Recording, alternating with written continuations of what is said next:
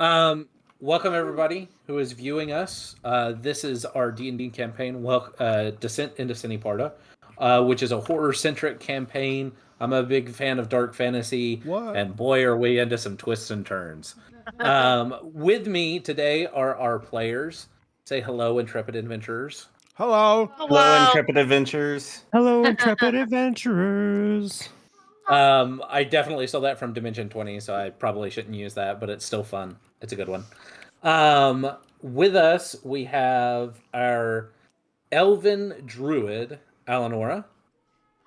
Hello. Who is currently seeking her father, and has found some people who could possibly be her father, or at the very least are related to her, and is one of the main driving forces for why they have journeyed into Krakovar, which is the country in which they find themselves. It's all about me. True. We also have our human ranger, Ferentis. Hello there, my friends. Ferentis being our local trusting person, who is willing to give anybody and everybody a chance, except for people who he knows to be truly evil. Yep. Yep. And there had to be, it has to be believable. Which may or may not be, in fact, one of his companions. But I trust him. Yeah. We also have our Genasi sorcerer / sociopath, Rothnito. I am Rothnito. I light the way. Also, he likes to kill people and then butcher their bodies in front of their loved ones. Who knows? Some call me a wizard, not only of magic but also of fashion. For I have a fancy fanny pack and bandages. That is true. He has made several pieces of clothing out of body parts of angels and demons. This is a fact. I have never taken clothing from a living thing. It's always been dead things that don't need the clothing anymore. I just, I think about others in these situations. How recently dead is up to interpretation. This actually makes it better. Yeah. Up next, we have our dwarven fighter, Borlin. Arg, it be me, matey.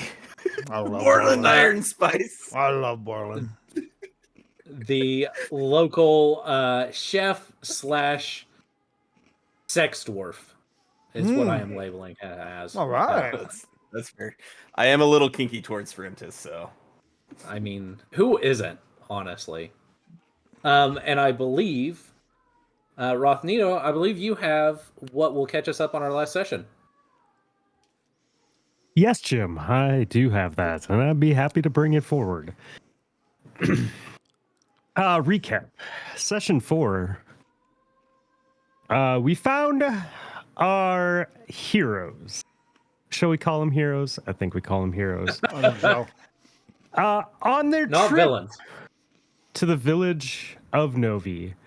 They're in their past. They kind of got set up by an evil guy. Got some blood money. And really at this point, we're just kind of following this path of chaos to maybe find Eleonora's dad, to maybe keep the crown away from someone from enslaving the human race, and also just because we like adventuring, there's money in it. So we find our companions at the end of last session, leaving a graveyard type area where they solved a puzzle, fought a demon. And, it's hard not to look at the big shiny object in the room. I'm just going to say it, folks. Borlin is looking great in his never dirty armor that he is completely nude under. I believe we call it the armor of anti-piss. Yeah. It is. We've tried to maybe cast spells and soil it. He has soiled it himself willingly. And it just cleans itself. It's pretty great. It's like a diaper that never needs to be changed. If I had a baby in this area, I would definitely put that on their booty. I want that army. Armor. I want that army too. I want that an army of piss soldiers. Yes, please. Yeah. So before we left, after this great puzzle fight, we decide to have some breakfast. You know, we have a great chef. Why not leave on a full stomach? Well, Mr. Iron Spice decided to get a little funky with his ingredients. We told him to use our special secret spices that we got at the beginning of our journey, but he ended up throwing, the spices only in Ferentis's and Rothnito's breakfast. He left Eleanor's alone. And Ferentis, he also got the feather of an angel, which was ground up into dust. Turns out, that was a great thing. Great. I mean, really. Yeah, you got a sword. There was no downside to the spice. I mean, we were able to see better than we've ever been able to see before in the dark for an hour. And what do you know? Mr. Ferentis gets Wrath of the Fallen as his new weapon, which is, he ate the breakfast. A tattoo magically appeared on his arm. Yep. And then all of a sudden the tattoo started burning. And he's like, oh, God. And then we did a little investigation and did some trial and error. And we realized that it likes good things and it burns near demons and bad things. Cough, cough. Someone who may or may not be enslaved to a demon. We'll talk more about that later. Anyways, it turns out that this rad tattoo is also actually a magical weapon. It stores itself in the tattoo. It's a magical blade. It gives reckless advantage. And really, so far, it's just really fucked shit up, which is pretty rad. I'm pretty stoked. Yeah, so anyways, we leave that area. We climb some trees. We kind of get our bearings. We decide to keep going towards the village of Novi. We saw smoke from the village, like people might be there. We saw colors, reds, blues, whites in the village. We're kind of leaving the other things behind, the metallic spider webs that we saw, the ocean, the past, and we are heading northwest towards the mountains in the village. Ferentis learned that his magical gloves can help him be Mary Poppins by, again, some trial and error. Basically used his boots as parachutes. It was pretty great. That was a really fun trial and error. Yep. Rothnito learned some things on our adventure last time. He was playing with his demon femurs, and he realized, he's slowly working holes into to try and make nunchucks, realized that they're actually magical because they're from demons. He learned that he can potentially make them a necrotic damage or a fire damage with the right spells and trinkets, and he's just going to be looking out from here on out to try and make these nunchucks a thing. Try and look for some elements to make them come to life. Eleonora let us know that she did a blood sacrifice to a demon hidden inside her magical blade that she acquired in the previous session 3, and she told us some of the details, but not all the details about it. And so we're kind of like, I don't know. We told her to just make sure to keep us informed. We'll see what happens. I think we're in for a ride tonight. I agree. Anyways, Okay, on our way to Novi, we cross towards the summer glaive, where we currently find our heroes. It was a big opening in the trees. In the center of the opening is a big golden tree. The leaves are golden. The bark is white, kind of like an aspen. Eleonora got the sense that this is maybe a special place. We noticed there are skeletons there, like they had given their life to protect the tree, possibly like bless the tree or the area from some sort of evil. Mr. Borland Iron Spice used his talk to the dead to talk to one of them. We believe they're druids. We know there's a magical dead druid somewhere. He revived the wrong one, and that guy lasted around. On the other side of this grove was a tower with a fire inside, and out came our friend Polly the ogre. Polly was pretty rad. Like, he invited us up for lunch. We were thinking about cool cooking dude. with him. Yeah. And then I don't know, he just got into a tizzy when Borland started glowing blue and started talking to dead things. So he and his buddy Rocky the goblin decided to attack us. We slaughtered the shit out of all of them. I think one goblin got away for sure. And then there's an assassin goblin that we do not know if he's still in the weeds or not, but he's been hanging out. Let's see what else. One of those fucking goblins cut my bandages, and I am very upset about this. Yeah, they sliced my bandages that I worked very hard on stealing from a dead man, and it just kind of rubs me the wrong way. So, high level report aside, we find our team in this magical grove. There's a dead ogre with some sort of magical club laying on the ground. We have a handful of goblins laying everywhere. We have Rocky, the goblin, laying on the ground with us. We have a bunch of skeletons. And we kind of, after we killed everyone, we kind of ended the night. So let's see what happens post us killing a bunch of shit. Can I say something? Yeah. I just want to say I appreciate it not just being like a last session review, but like, like the one previous, just to make sure there's that extra step up. Thank you. I appreciate that. I just want to say that. I have some critical insight for you. We don't have time. Go ahead, Russ. Nope. No, when you were talking about the angel wood dust that I put on Frintus, you should have called it my special sauce that I put in there. Interesting. Yeah. Other than that was beautiful. I loved every second of it. I just want to let you know that I appreciate that you have an opinion, and I'm glad that you feel comfortable to share it with us. Uh-huh. And also known as screw you. Yeah. You know what's worse is that he didn't say it, and so it's worse than. Yeah, I'm not mad. I'm disappointed. I'm not mad. I'm disappointed. Fuck you. So we pick up as you guys have just seen Ferentis, his flaming crown of light disappearing from his head, the light fading from his eyes, the last goblin falling to the earth, blood scattered on the grass, the dead withered grass just outside of this protected grove. What would you guys like to do? What was that?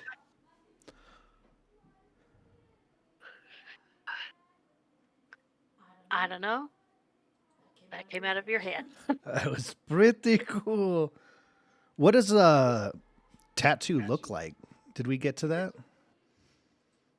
The tattoo is now that you're still holding the blade in your hand. Okay. The tattoo is not there. Oh, okay. The sword itself, though, is vaguely feather-like. The folds of the steel kind of make this feathered pattern that goes up the longsword of the blade. The hilt itself kind of almost looks like where a feather comes off. The shaft of the feather, so to speak. And you kind of have these quillions that kind of come up and over that form the guard. Oh my goodness. Flame off. Sheath. As you are doing this, and are you willing the blade to dissipate? Yes. As you do, and like the second one, you're trying to focus on it, but you're kind of thinking of these words, and as you kind of focus on the second one, you're like, that really should have gone away. And as you think that, it turns into this flurry of feathers of light, these golden feathers of light that kind of cascade down and around, and they kind of form this vortex that then comes into your hand, and you kind of feel there's this kind of coolness to your forearm. Pull my sleeve up and take a look-see-loo. You see what is the outline of a feather that glows in golden light. It's written in these, as you look closer at it, you can see that it's made up of these infinitesimal runes. That's interesting. And then I think about the sword existing again. And you feel this time a flash of heat as again there's this kind of vortex of feathers and there's this searing kind of bright light as the sword appears in your hand. Oh, are you seeing this? I look at you and I'm like, that is awesome. And I'm just gonna lift up my finger and ignite a little flame on the tip of my finger. Twins! Look at us go! Oh, this is really cool. And then I will it to just back to tattoo form. And it goes back into the tattoo. I'll pull my sleeve back down. Wow. Oh, what time of day is it, Russ? I believe it was getting towards night. Okay, so we still have time for a rest and everything like that, Yes. potentially. Probably find a If- place to go. So we have this dead ogre and these dead goblins around and everything. Yep. So the first thing I want to do is I want to go and I'm gonna walk over to the goblin that cut my chest. Yep. That was not Rocky though. I believe, right? Like it wasn't Rocky with the backpack. I don't think it was. I don't think so either. Anyways. No. Oh, I we'll think it was just Okay. So I want to walk over to the goblin that cut my robes, and I just want to look down at his dead body. And can I use my believe it's a cantrip? Yeah, can I use my cantrip mending to just look at my bandages on my stomach and just mend them back together from where he cut them? Yeah, you can use mend, and it does mend those bandages back. Okay, so I want to walk over to the dead goblin's body, and I just want to kind of laugh, and then look at my bandages, and then just mend them back together magically. And then I want to look for Rocky, who had the backpack, and search his backpack if that's possible. Yeah. So. Okay. As you come over, you kind of the first thing that hits you is the smell. Yeah.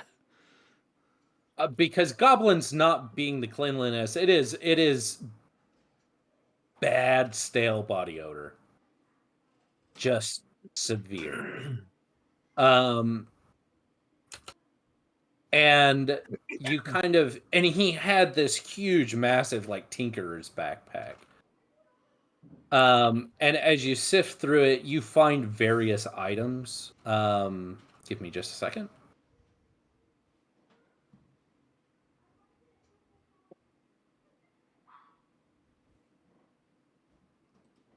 Because I forgot to prepare for this. That's okay. So you find a rusty, multi-headed, what appears to be like a driver. And it's like formed from bits of forged broken blades.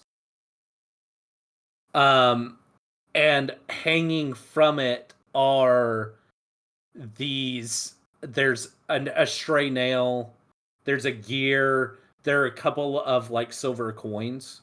So you find 2 silver that are attached in what appears to be a magnetic fashion to this driver. You also find a small brass tube that it has this valve that's attached to it. You find a half-empty spool of spider silk reinforced thread. You find what appears to be the disassembled parts of a clockwork beetle. What is a clockwork beetle? You don't know. It looks like some okay. kind of mechanical beetle that has gears and stuff that are like pulled out of it. Oh. Springs are sticking out of it. Got it. It doesn't look like the parts are all there. It just looks like something that's Right. half there. Okay, Yeah. got it. Thought it was like the You center console of find- a Volkswagen. Sorry. My bad.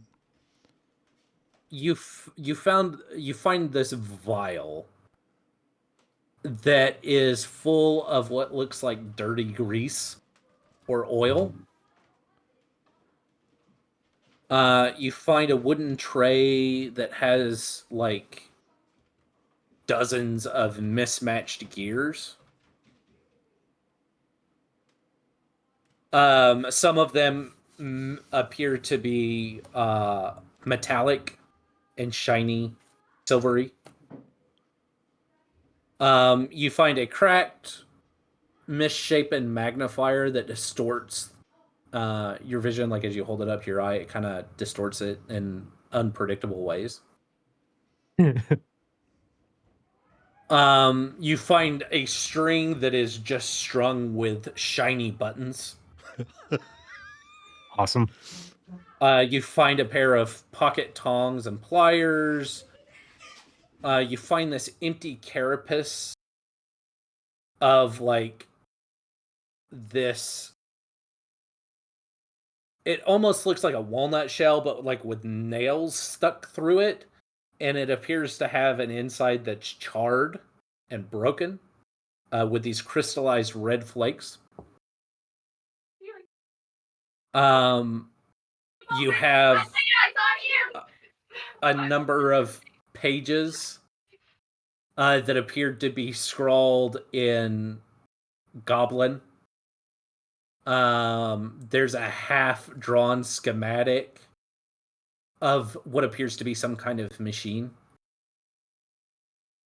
And there is a list of parts again scrawled in Goblin. There is this small ball-sized piece of resin with metal spikes glued around it. What say that one more time?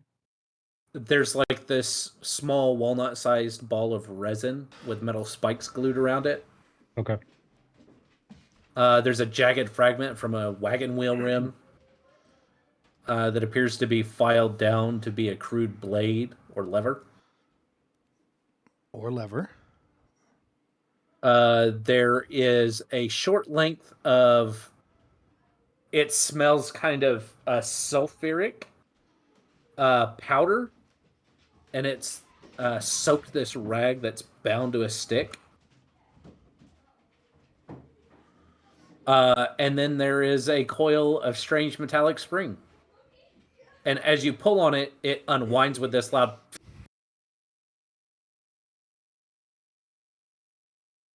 And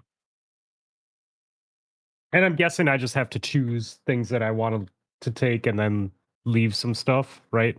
Like because that inventory was so large, or can I just say I want to just grab it all? Because I'd need the backpack if I grabbed it all, right? You can grab it all. You can. Okay. I mean, you would probably need the backpack, but you also have your own backpack, Okay. You can.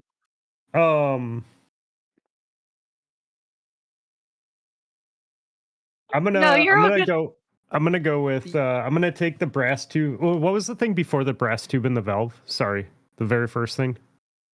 I will also say this: there is something strange about this backpack. Oh. The pockets seem larger You have to give a blood oath. than they should be. I can't Okay. Okay. With that being said, do you have that list of everything that you just said? Yes, I do. Okay. You just whenever you have time, will you just copy and paste that to my DM so I can just throw it in my notes accurately? Yep. Thank you, sir. Can I do a Arcana check on this backpack to see if it's magical? Sure. Okay.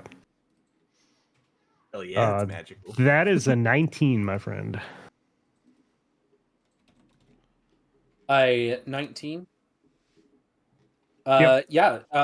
As you're kind of poking around, you realize that the only way that this could indeed have this kind of extra dimensional space is if it was magical. Okay. And you kind of seen woven into the stitching arcane runes. Can I? Okay.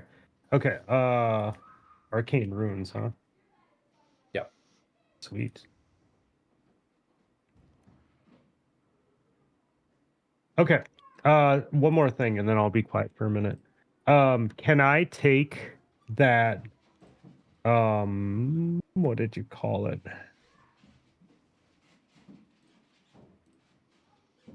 Is there any way that I would know, like, as far as a string to like keep with me and one to use right now? Is there any way that I would know or be able to check on the value of the spidery silk reinforced thread and the metallic string that I found? Like, because I want to use one of them for sewing. What my goal here is to take my fanny pack and see if I can attach my fanny pack to this backpack and then just have one thing to carry. You recognize the spider silk as something that could potentially be added to an item. Spider silk is, especially reinforced spider silk, is particularly good at holding enchantments. Okay, perfect. That's what I wanted to hear. Okay.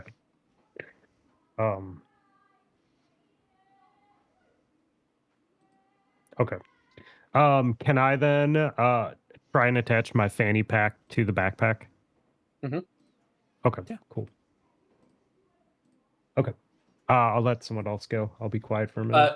As you pick up this backpack and as you begin to spend some time with it, you have a Heward's handy haversack. That's fun to say. Try saying it 5 times fast. Say it one more time for me.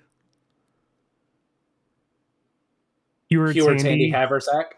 Haversack? Heward? Heward's handy haversack. Heward's How- handy how Heward's do I heavy say- head. I can't even say it once. Heward's handy How do I haversack. Heward's spell handy that? haversack. Heward's handy. Yeah, I got 2.5. right. You spell it Heward. Double A, double T. So the ogre and shit, they came out of like a building at the top of stairs. Do I recall that correctly? Like Yep. in the Grove? Yes. Have we gone Yeah, up there was yet? like this kind of tower. Mm-mm. Okay. Do we want to investigate this tower? I'm sure they had whatever were, if they were smart enough to plan anything, I'm sure it's up there. Maybe there's some loot or whatever is, maybe some answers for why this grove is here and what it is intended for. I think it's a good idea. I think that Borland should talk to these skeletons too and figure out which one of them was the big master druid. Yes. Maybe two of you go up and look at there. I want to look at this ogre and his club before I go anywhere else. Do we Have want we to, taken a long rest already? No, not yet. I won't be able to talk to them until we do. Because I used it last time already. Okay.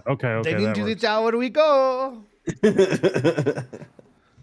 Let's go. I'm excited. But, I mean, we should probably wait if you want to look at anything out here, just in case there's anything waiting. We can be full strength. Yeah. If we're gonna leave, then I definitely want to go because our buddy the ogre had the staff with the gem on top of it, so Oh, I yeah. definitely Let's want to take a walk look. over and look at Yeah. that gem and do a check and see if that's magical. Okay. I'm down. One, we don't know what kind of treasures are going to be inside the tower that they came out of. Exactly. Yeah. I'd rather have everything done out here first, just in case. Mm-hmm. 21. For an investigation? No, that was Arcana check. Sorry, I was Arcana. checking to see if it was. No. I didn't even ask. I'm so sorry. No. You are totally fine. It was one of those things where I was checking things because I knew where you guys were headed. So I was like, let me check this.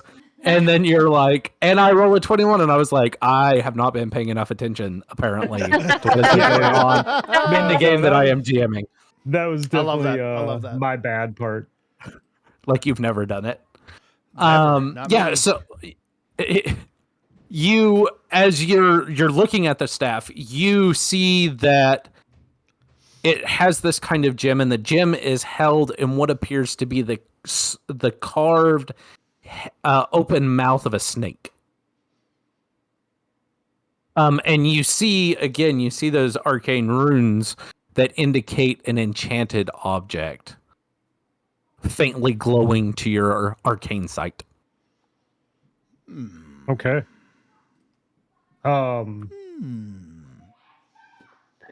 If no one wants the club, if everyone's happy with their weapons, I want to take the. Is the snake part just because originally you said it was like a stick, almost like it had branches coming out of it and everything? So is it like a big heavy stick with branches coming out, and then the end kind of has the snake thing? So Like, is as there- you pick it up, Yeah. it does appear to be a living branch, right? Okay. Um, I don't want to pick it up yet. I'm just asking, like, Okay. description wise. Lick it. Pick it up.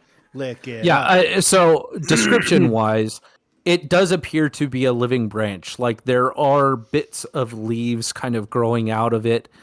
And as you're getting a closer look at it, you're seeing that these branches. Have you ever seen one of those trees that has like the thinner trees that kind of wrap around it and vines? Mhm. You know what I mean? It's a tree made up of more trees, right? And that's what this staff looks like.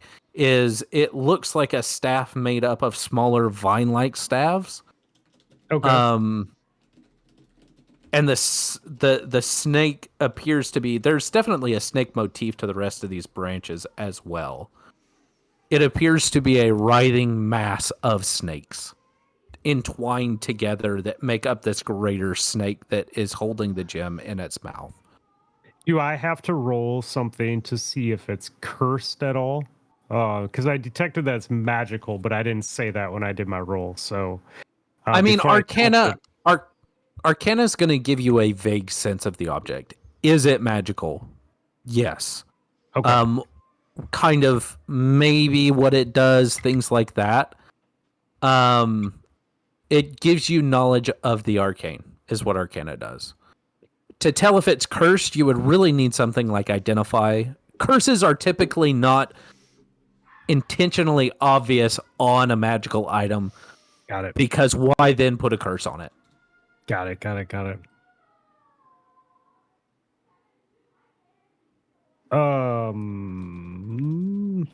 All right. Well, then, if I know that it's magical and I see it on the ground, I'm gonna turn to the group and go. Should I touch it? Should I? Yeah. Is it cursed? Yeah. I mean, we never saw him use it. We don't know how it works. We kind of just sat his bitch ass down and killed him. I mean, I just randomly had the fire sword grow out, so like, how bad could it be? Yeah. Orlin? Plus, we don't know if he knew I'm how to always use for touching things. Touching is one of my favorite things to do. I'm gonna, Especially staves. Yes, I'm gonna especially shake my staffs. head. Wooden at that. staffs. I'm gonna turn to Eleanor and be like, "Okay, never mind him. What's your opinion?" Well, we don't know if he knew how to use it or not, so Yeah, but you picked up a sword and now you're talking to demons. He's a good point. that's true. But you could join my club, and if it's all wrong, we'll do this together. I'm gonna reach All down and this go, "A club for a together." club," and lift it over Yay! and hold it over there. As you pick it up, it shrinks down to fit your size. It's pretty small.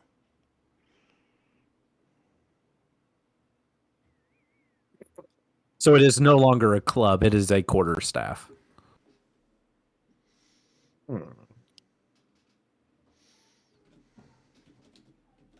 Um, It does, like, because of your Arcana check, you are able to ascertain too that it does require attunement. It is an obvious magical piece of equipment. To understand its properties, you would have to spend time with it. Okay, then okay. So then I would wait till a long rest, basically, right? A short rest or a long rest. Long rest. Okay, then I am going to toss it on into Heward's handy haversack from Rocky the Goblin and turn to my friends and go, okay, I did my thing. Gotta wait for the skeletons. Let's see what they had inside. I'd like this new you. It's like a jazz singer kind of thing going on. Rockido, he who lights the way and forgets how he spoke last time. Yeah. Well, yeah, what? Is you is or is you ain't my baby? But Gambit wants to commit to the bit, so Gambit has to do what Gambit does. Oh, mon ami. Please do the Gambit voice. Rothley's about to make a name for himself. Yeah. We have the best gumbo and the best biscuits and gravy this side of the border. Rock small, one dies. End of campaign. End of campaign. Well, we had a good run. Yeah. Is it? Do you want to go in the tower now? I'll follow you, beautiful. And I'm gonna look at Orlin with his armor, and I'll be like, "You're too shiny." Thank you, sugar lips. I don't know what's going on right now, but I'm not against it. All right, into the tower, and like, I'm kind of. Normally I'd have like a sword in hand, but at this point I'm like holding my hand in front of me, like almost like Iron Man, just like walking forward. And up into the tower I go. Slowly walking up. Okay. As you guys enter the tower, you see a fire burning merrily in the hearth, right? It is an open room at the bottom of this tower.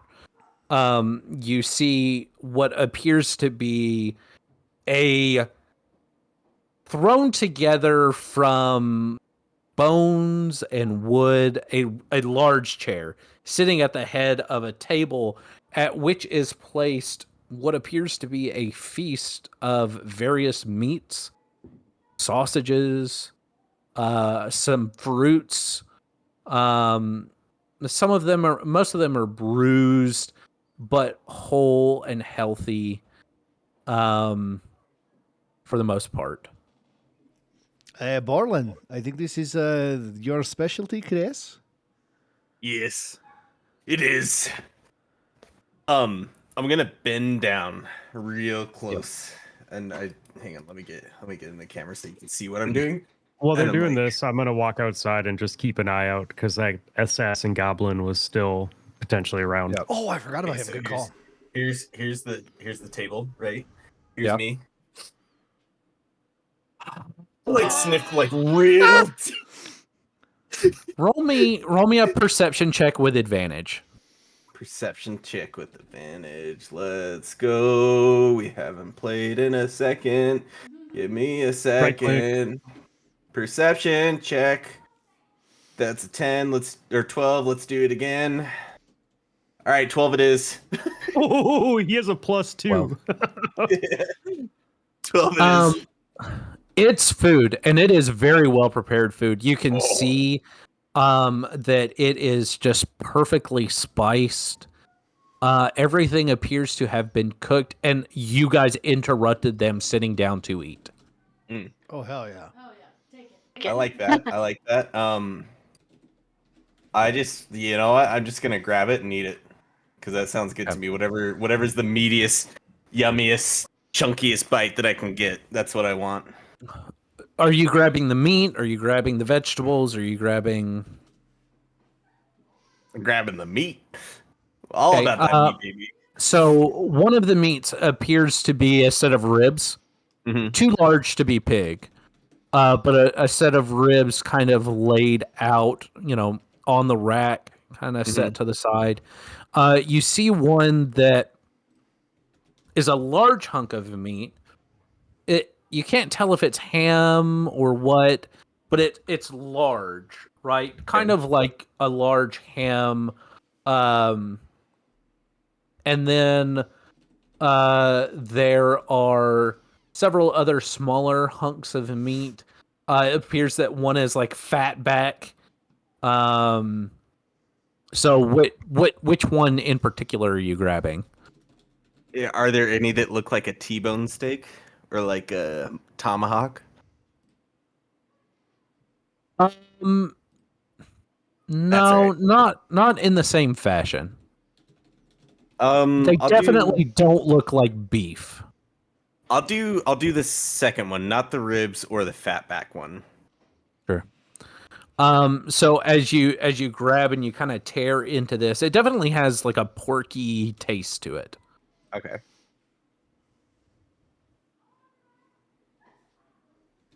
Don't like that. Don't like the But don't like the but pause. it tastes delicious. Oh, good. I like that. Gonna be some sort of like I turn around and I tell them like, "Oh, this is good," and then I'm just gonna like go ham on it. Yeah, go Pun ham. intended. Ferntis, give me a nature check. I'd love to do this for you. Thank you so much for the opportunity. I will press the button. And it looks poison. No, 15. 15. It's definitely not pig. It is. I like that. I'm going to make a roll for me.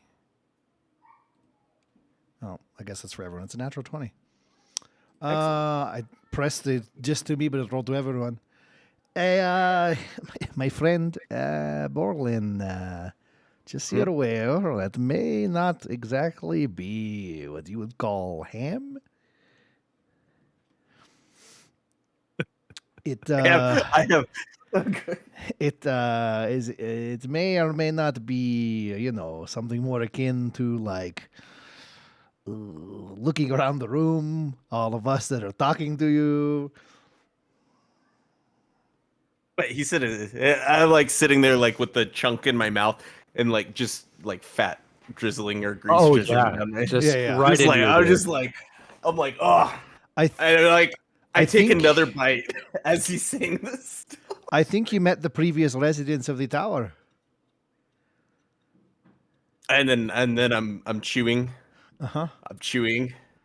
I'm not a very smart man or dwarf chewing. Do they? I I'm may gonna not be a insight. smart man. I'm gonna insight to see if I tell you if you're just like into it or you just don't. That's a natural one.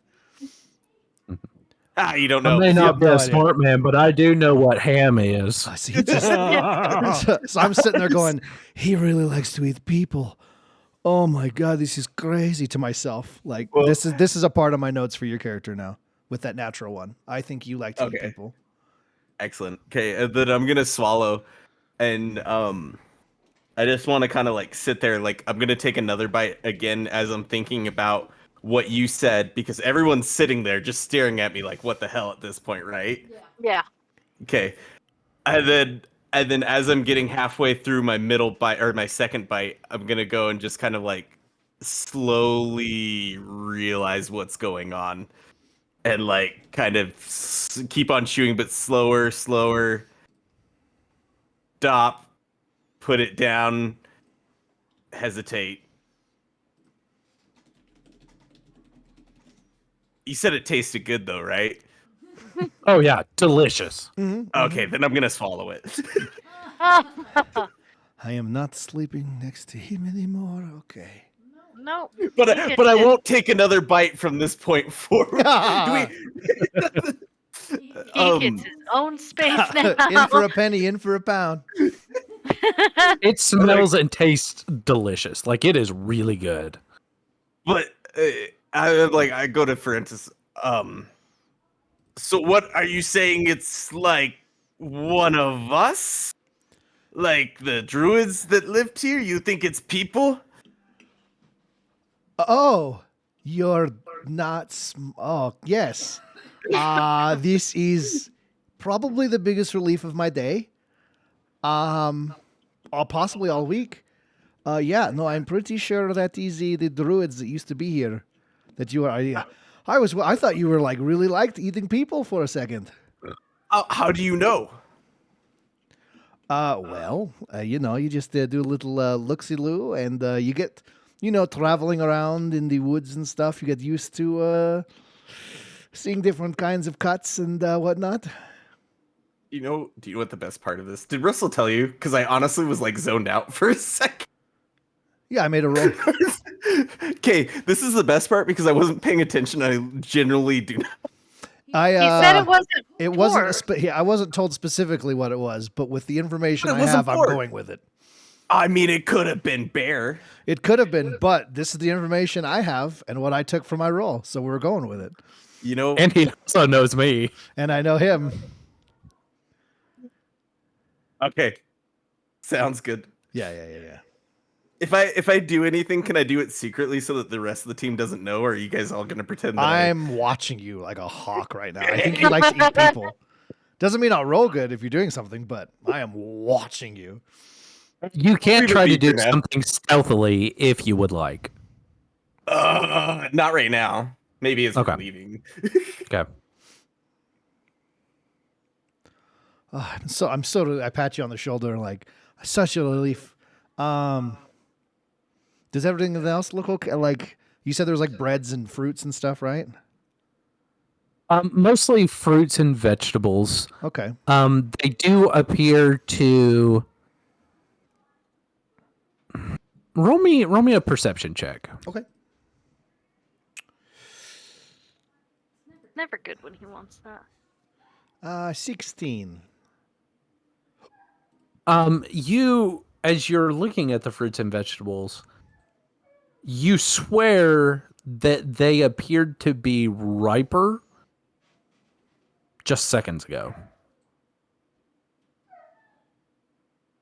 There's an almost imperceptible withering happening to them.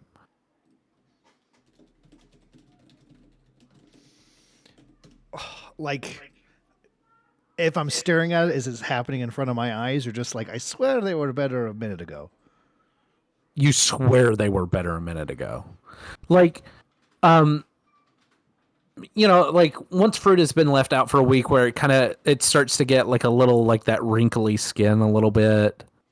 It's not bad. Like if you ate it, it would still be fine, but you can obviously tell that it's not fresh anymore. I'll give it the old sniff test. You sniff it. It smells fine. Okay. Eleonora, I got something for you. It is some nice fruits and vegetables. All right. Are you hungry after being a wolf for a little bit? That is true, yes. Here you I go. want to investigate this fruit, though. Get a closer look. Okay. Roll me, nature or survival or perception. It's up to you. Arcana, potentially. I'm gonna. Interesting. I think I'll go with Arcana. It was a red herring. Yeah. Guess what? 26. Let's go. Okay, wow. Oh, there we go. Okay. So, Eleonora, you kind of get close and you get down and you pick up this fruit and you're looking at it. You put together a few things. The fruit is not magical, right? You can tell that. You are very in tune with nature. This fruit is fruit. It's vegetables. In fact, you put several things together. One, as you're holding it, you your fingers almost sink into it a little bit as it seems to wither even a little bit more. And you realize that as you guys were fighting your way through the grove, that there were also fruit trees within the grove that were very healthy. The apples, the oranges, whatever was on them was very ripe and ready to be picked. And this forest is cursed, right? You've picked that up through your journeys through the forest. over several times you've investigated this forest, it is blighted, and it is magically blighted. And you kind of put two and two together that whatever protection exists in the grove, it ceases to exist once you take it out of that central grove. And anything taken out of that grove, unless it is very specifically preserved, will rot at a very quick pace. Okay, so I've got this fruit in my hand and I'm looking at it, and then I relate all of that to everybody. Be like, So if you like go back into the grove, does it get better or? I don't know. Let's find out. I'll grab Alright. some fruit and I'll go back into down the stairs. Okay. As you pass me, hey, where are you going? Cursed, nasty fruit. When you leave grove, it dies. So I'm seeing if you go back into grove, if it becomes better again. I'm gonna follow him into the grove. You follow him into the grove with the fruit, and the fruit, as soon as you cross through the archway or past that kind of circle of stones, the fruit becomes healthy again. That's cool. Yeah. Here, you want some fruit?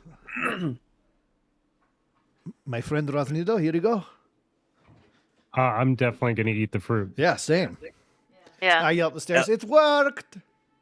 Okay, so I just grab a handful of fruit and go out there.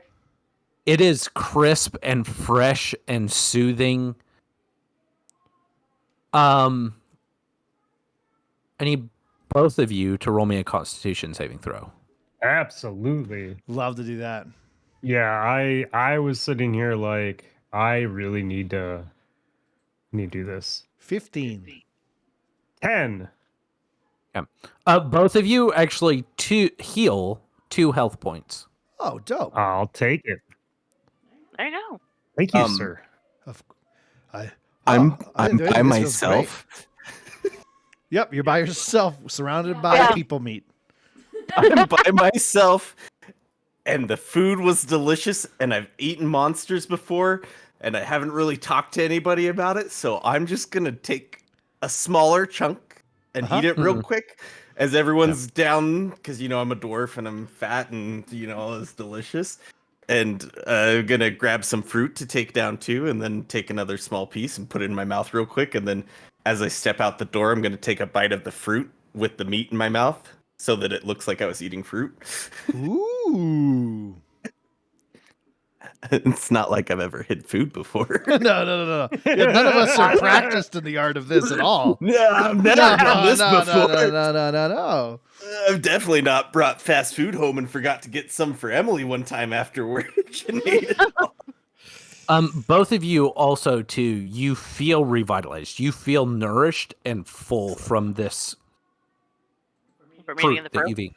Okay. I'm feeling full Like- from something else that may like- not be human. Well, yeah. Like we ate it and got a long rest. No, Okay. no. Because that'd be cool. Like, I ate it and I'm no longer possessed by a demon. Nice try. Nice. Like she ate I it ate and her dad's free. Ooh. I mean, you don't know. He's not here. Ooh. I ate it and forgot how good that human meat tasted. It's supposedly human meat tasted. He's swinging in circles upstairs. Human again. To eat human again. Hey, all I know is I'm well fed. I'm very content in multiple areas right now. Maybe my conscience isn't content, but I'm content. Hey, you gotta eat what you gotta eat. Exactly. You guys might all be starving in a little bit, and I'll have a little extra meat on me. There you go. And if you keep Literally eating the way you and are, figuratively. Yeah. So if I gain 2 health points from eating one of these, can I look around and see if there's another one on a tree? You can. Yeah. Can I reach one from where I am on the ground, or are they too high above the ground? No, you can reach them. I definitely want to roll the dice and try and eat another piece of fruit. As you try to eat another piece of fruit, you feel full. Okay. Ah, lambus bread. And it's so hard to choke it down I need you to roll me another Constitution saving throw. You're about to puke up 2 health points. 8. Whoa. 8. Juke it. I had a plus Shit. 5. I love that. Lindsay just opened the door and goes, "That's what she said."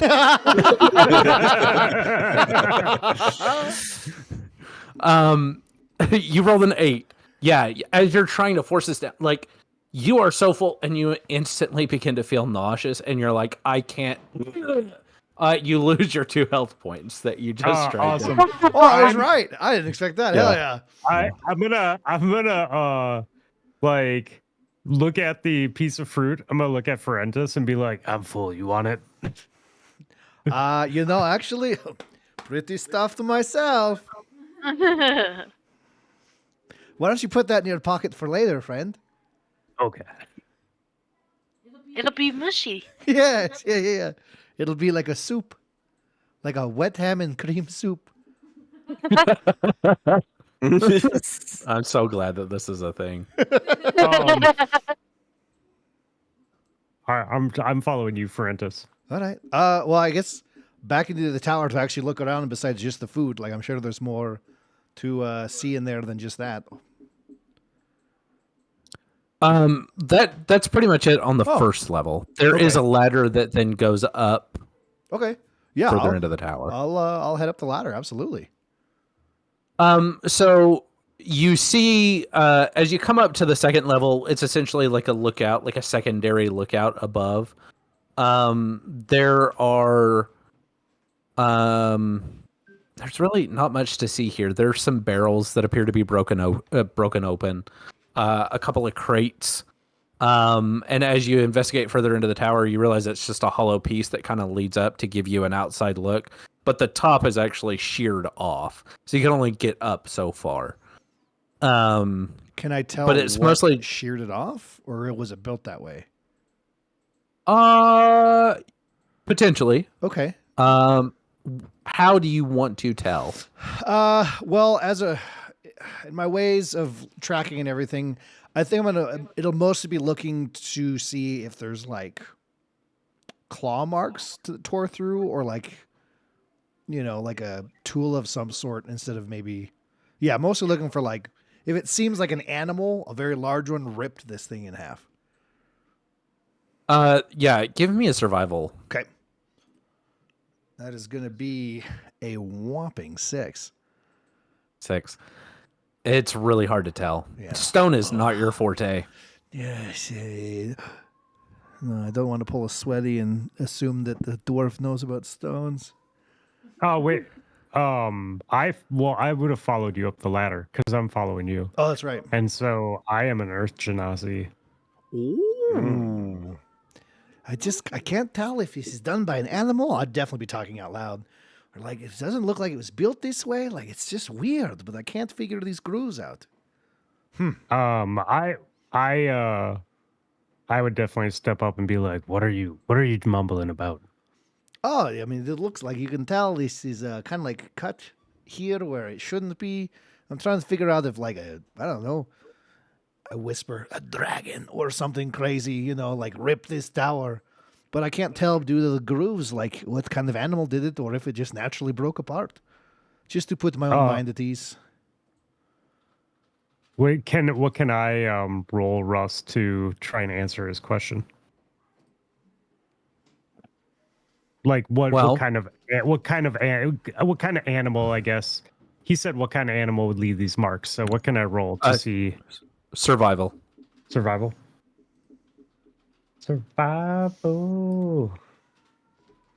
is 15. Oof. So it looks kind of like claw marks, but there's slivers of wood left within the stone, like embedded into the stone.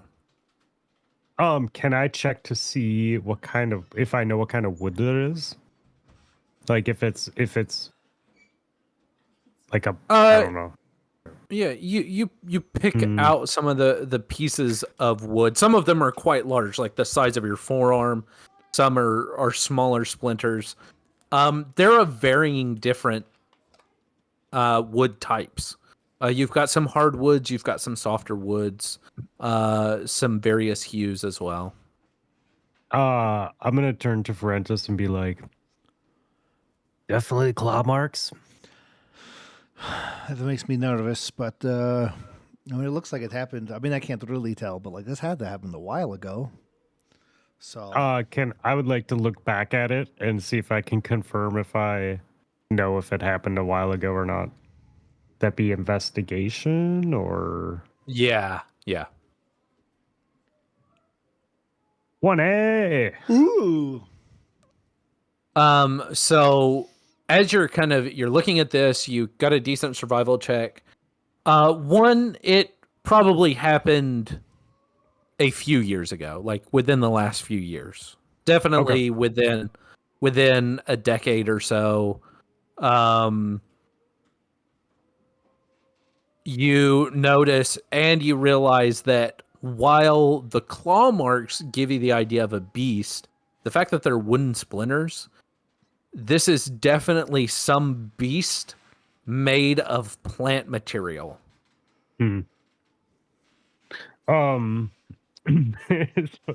So the tree in the center of the grove. Got it. yeah. I'm gonna turn back to Forentis. I'm gonna go. We should definitely make sure someone's keeping watch while we sleep tonight. Yeah, I think Because that's it's a good getting idea. dark. Yes. Do you think we sleep up here where there's a ladder? Or do we Yeah. sleep in the den where there's an easy set of stairs to walk up to it? Tower. How open is it up here when you say like a piece is carved out? Like is it like a hole in a quarter of the ceiling, or is it the whole top? So the top is open, then you have the tower that's kind of off to the side, and it is essentially a hollow tube with the top broken off. Okay. I mean, it'd be easy to defend from downstairs up here, but if stuff came from the sky, we'd be pretty exposed. There's only the one staircase. I'd say probably near the table. I think there was a fireplace downstairs, right? Yeah, Yeah. burning fire. The spit is empty. There was a spit over it. Okay. Yeah. Then There's I'd a say cauldron we- still kind of bubbling over. Okay. Then I'd say downstairs we can easily defend. If stuff's coming from up top, there's only one place they can come through. The stairs is the only way up. We have a fire. We can rest out a lot easier than we have been. So Yeah, maybe Borland can cook us something with his spices. yeah, I say preferably not from the table. Okay, I'll follow Are you you down. pointedly looking at me because I take offense to No, that? you aren't with us. Yeah, Okay, we're up the ladder. Yeah. No, that last part I- I'll yell. No, just kidding. Yeah. Not the table. Hey, and then I'm gonna make my way to the ladder to go down, and I'll be like, "Are you doing the ladder or Mary Poppins?" Oh, great question. Mary Poppins. Yeah. I'm gonna take my boot off and Mary Poppins my way down. I want to What were you saying, babe? I want to Sorry. hand him one of my wires. Were you saying something? I was just saying what was going on. I missed. We climbed up the tower. It looked like it had been hewn in half by some sort of wooded creature. And then we're gonna camp in the main area. Okay. I'm just gonna hand him. I have a rope in my bag, so I'm just gonna turn around and open up my Heward's handy haversack and hand my rope to Mr. Forentis over here, and just say, "Tie your boot to this, and then tie yourself to the rope." I think I have to be holding the thing for me to float. Yeah, but there's like got to be a way that you can tie the rope around your boot and then tie it to yourself. That's true. So if you can't hold on to it. I see what you're saying. Okay. Yeah, I'll try it. Oh, but you're saying as soon as you let go, it loses its ability? Well, if I'm not Oh, because it's gloves, because it's a magical. I'm gonna look at you and I'm gonna go, stick your fist inside the boot and, and like wrap the rope around your hand like a kickboxer, Okay, but like, why? so you don't drop it. I just yell up, "What's taking so long?" It's very high up here. We're playing with boots and gloves like men. Okay, and I just go sit down by the fire. We're accessorizing. I have a feeling I way over prepared for this session. Said every DM ever. Yeah. Yeah, I can try it. So I'll put my hand in the boot and tie the rope around. Obviously, I'm holding tight to the boot, but yeah, no, I like that. Just in case, like, my grip slips, I'm still stuck with my hand in What the boot. are you guys trying to do? So Mary Poppins down We're the ladder. up top. I'm going to Mary Poppins my way Yeah. instead of climbing down the ladder with my, because, we've discovered if I hold the boot with the glove, I can Sure. float with that. So what we're trying is tying rope around my wrist in the boot. So if my grip slips, my hand is still in the boot. Therefore, I won't fall out and die if I lose my grip while slow falling. You are tying the boot to your fist. Correct. Like a kickboxer. Like a kickboxer. Roll me a sleight of hand Okay. I'd love to. Thank you. He hates himself right now. Oh, that's stealth. with sorry. advantage because With it. the Oh, feather-like gloves. I have advantage on that. Oh, yeah. Because of the gloves they gave it to me. Let's go. Yeah. 22, my friend. Okay. You securely tie the boot to your Yes. hand. Okay. So I'll start floating down. And just as a test the briefest of second, I'm going to, because I'm holding the boot while I'm floating, right? With my hand attached, I'm just going to like let go and re-grab the boot just to see if I free fall for just that split second or if being tied to the boot works. No, so actually, as you're falling, right, you are free falling down, and that's when you let go of the boot, and that's when it actually starts to slow. Oh, we figured it out. I'm just You looking around. realize that it's actually the act of dropping the item that triggers the enchantment That's on the on those gloves. Got you. Excellent. This is real. I'm glad we did this then. I'm just looking around. So for a and I second, look out the you window. drop like 20 feet in a second, and then you're like, Like, "Oh," huh. and you let go, and it immediately, like, you almost feel your arm wrenched out of your socket. You are still falling at a rapid pace, but not nearly as rapidly. And as you touch the ground, you come to a soft fall. I'm glad we did this because if we were running from something, I would just like grab a cape and jump off a cliff, and that would be really bad. So this was really good to test. As Oh, all I'm of this s- I'm gonna is be happening, still I look climbing out to- the window and just see you, and I'm like, "What the hell?" I'm Mary Poppins, y'all.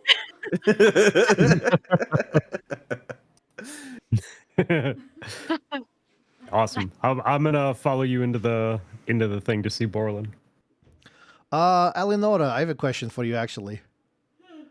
So we were looking at the top where it was cut off. We were mentioning that, and it seemed Yeah. like would you say, Rathnida, like a wooden creature ripped it apart? It was definitely big. It was definitely not that long ago. And yeah, it was wood. The stone was just gone, sliced. Okay. We should keep watch tonight. Does that sound like something that's normally in a grove or like a druidic thing you guys do? Or is that like something spooky just in this stupid, scary forest we're in?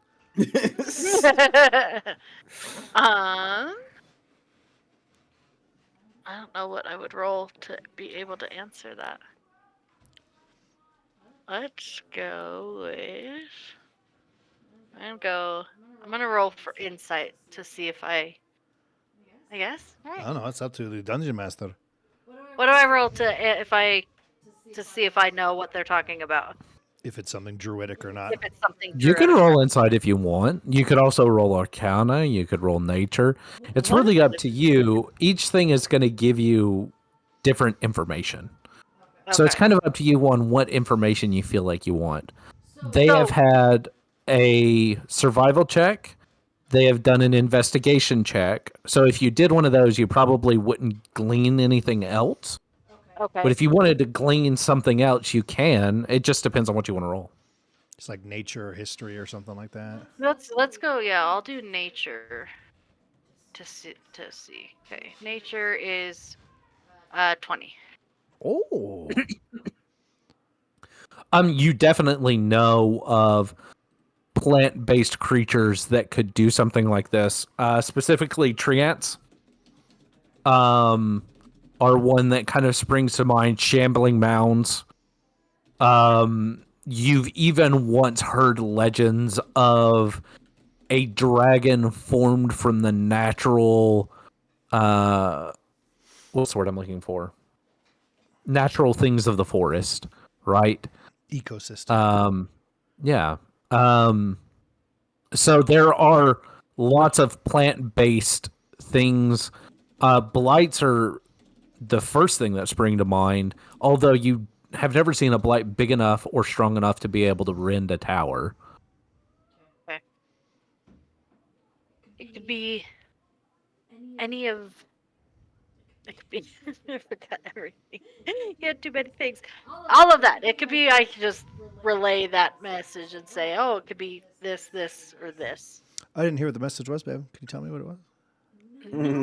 It's definitely not anything blight, Okay. but it could be like an ent. There are several creatures that are nature Do you think made that could have made them. there's one in this grove?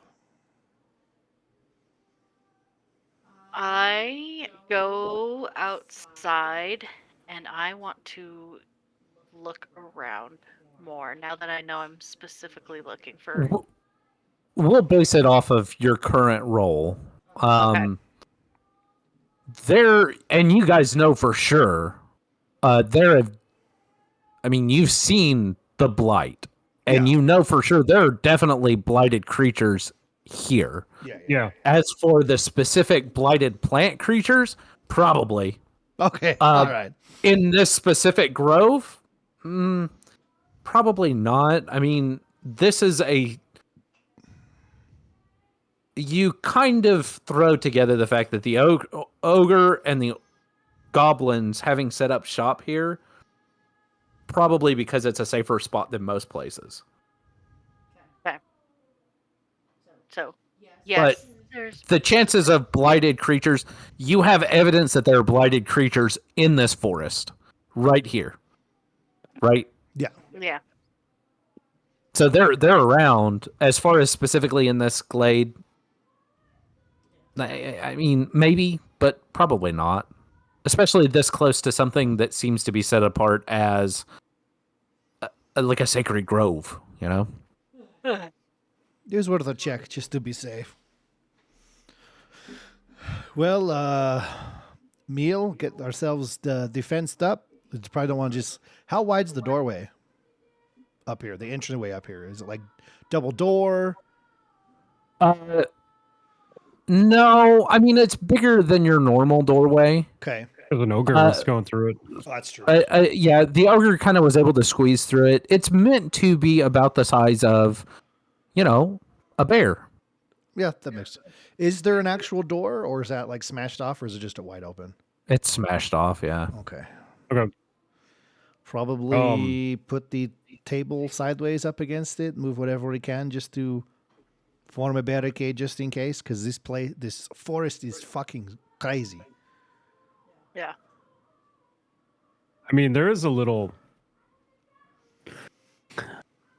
We could barricade the door, but there's also a little platform up front, above the stairs.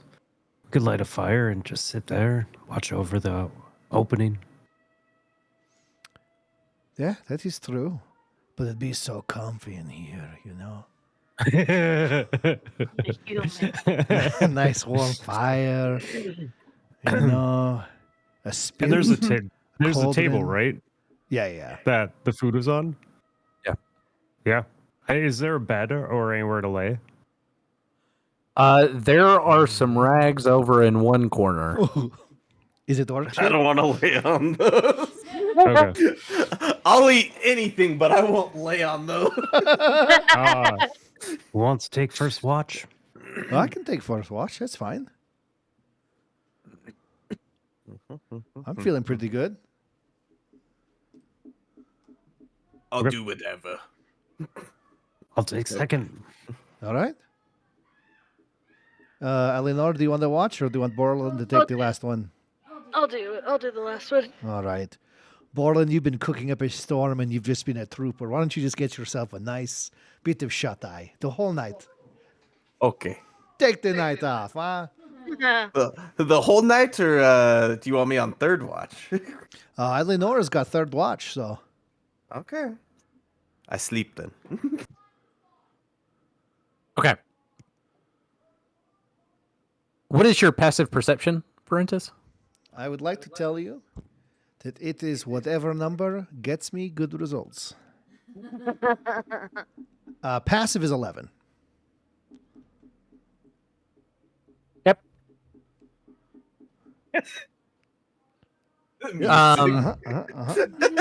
Hey, buckle up, everybody. I'm gonna be right back. I'm gonna get some water. I got my headphones on.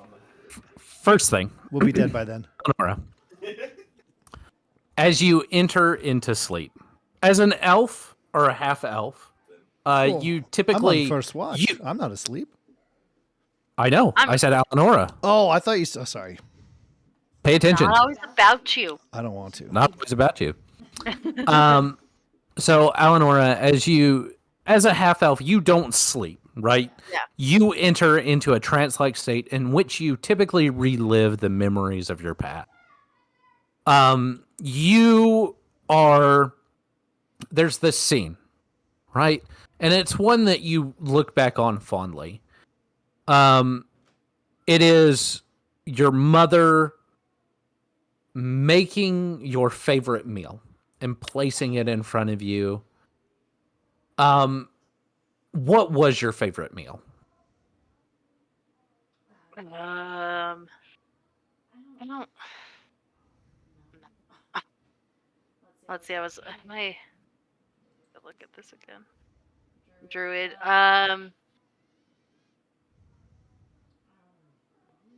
What was your favorite meal? Like you, Lisa, what was your favorite What's meal? my favorite meal? Oh There's shit! no wrong answer, but you're overthinking it. I know. It's okay. I know I am. You're way overthinking it.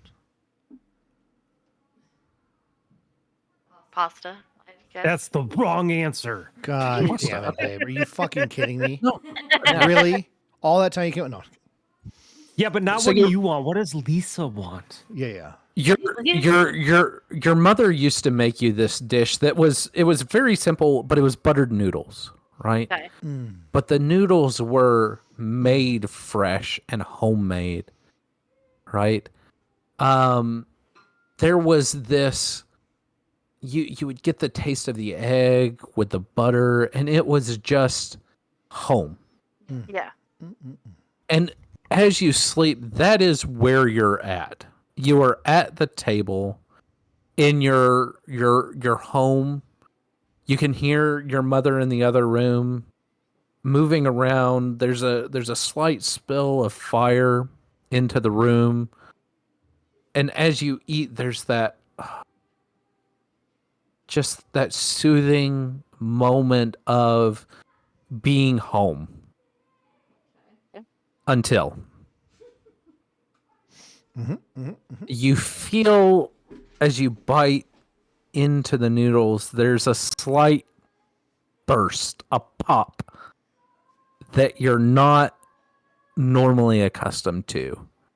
Okay. A taste fills your mouth, blood and iron. And you look down at the table, at the noodles in front of you, and they're no longer the buttery gold. They are red and thick, worm-like, but they're not worms. It's almost as if you dipped your spoon into a living nest of arteries. Oh, gross. And you have that reaction, right? That the Yeah. bile swells into your throat as you look down at this writhing mass of living something, and you hear the boom, boom, boom, boom, boom, boom. And you look up, you look around, and out of the shadows steps this man. And he is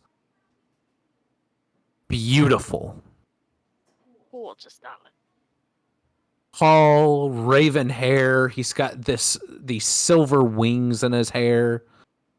You know, like Mr. Fantastic, right? He's got the gray at the temples that kind of sweeps back and around. His skin has a slight, almost like a reddish hue to it. He wears a high ruffed coat, reds and blacks, and he sits down across from you and he steeples his fingers and he goes, Eleonora, Oh boy. we had a deal. Why have you not fed me? Oh boy. I don't wanna. I have given you pieces of my power and you spit in my face. Why?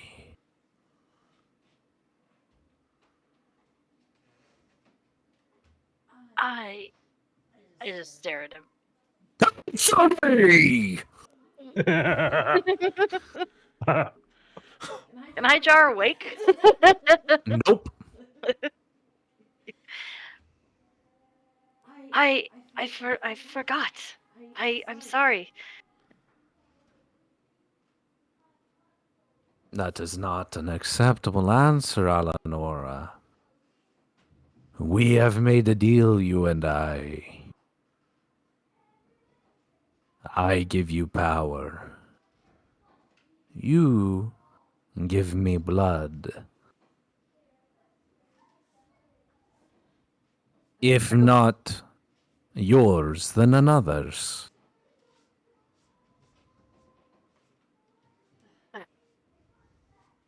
I will give you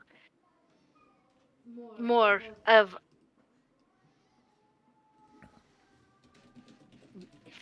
I don't know. Yeah, I put myself in a bind. Figure it out. I know. I will not give you others' blood. I will give you a little bit more of mine. I am not unreasonable. It does not have to be your friends. It doesn't even have to be anybody good. I will take evil as well. The blood of your foes is acceptable. You had goblins in front of you today. If you had sunk my blade into their hearts and let me feed upon their essence, we would not be having to have this uncomfortable discussion. Rookie mistake. I will feed you the blood of my enemies. I will. You promise? I promise. Perhaps we need something a little more binding to make sure that you don't just throw me aside like you seem to want to do. I mean, he seems reasonable. I Yeah, don't yeah. think he's being Super chill dude. irreasonable. Yeah. Yeah, dude, yeah. Super.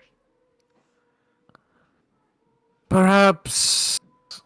And he kind of snaps a finger, and for a moment you see where his beautiful amber eyes are. It flashes, and instead of eyes, you just see dark pits wreathed in flame.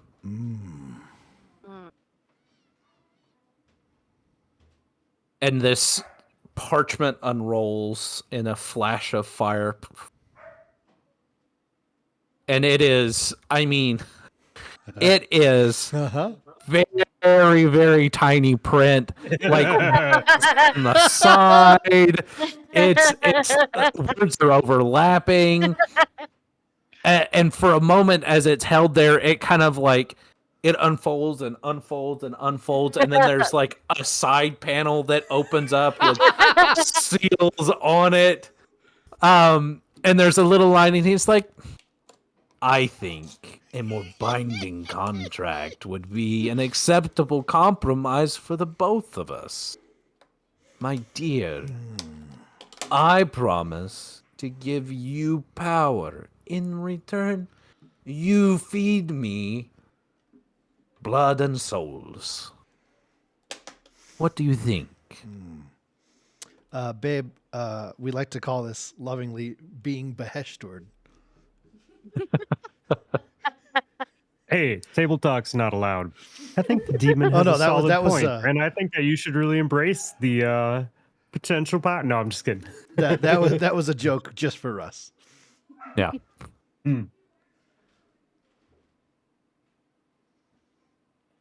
I want to read the contract. You owe me more blood anyway. You might as well just sign with blood. Mm-hmm. You're very charismatic. I mean, thank you. And he reaches out a hand, and you can see the nails are claws. And he kind of pets the side of your face, and he goes, and I find you very alluring. Yes, definitely. Oh, Bang this demon. Perhaps when we've, Bang this demon! Bang this demon! perhaps when we've come to a better understanding, other deals can be taken. He definitely wants to bang you. Yeah. I just wanted blood and souls.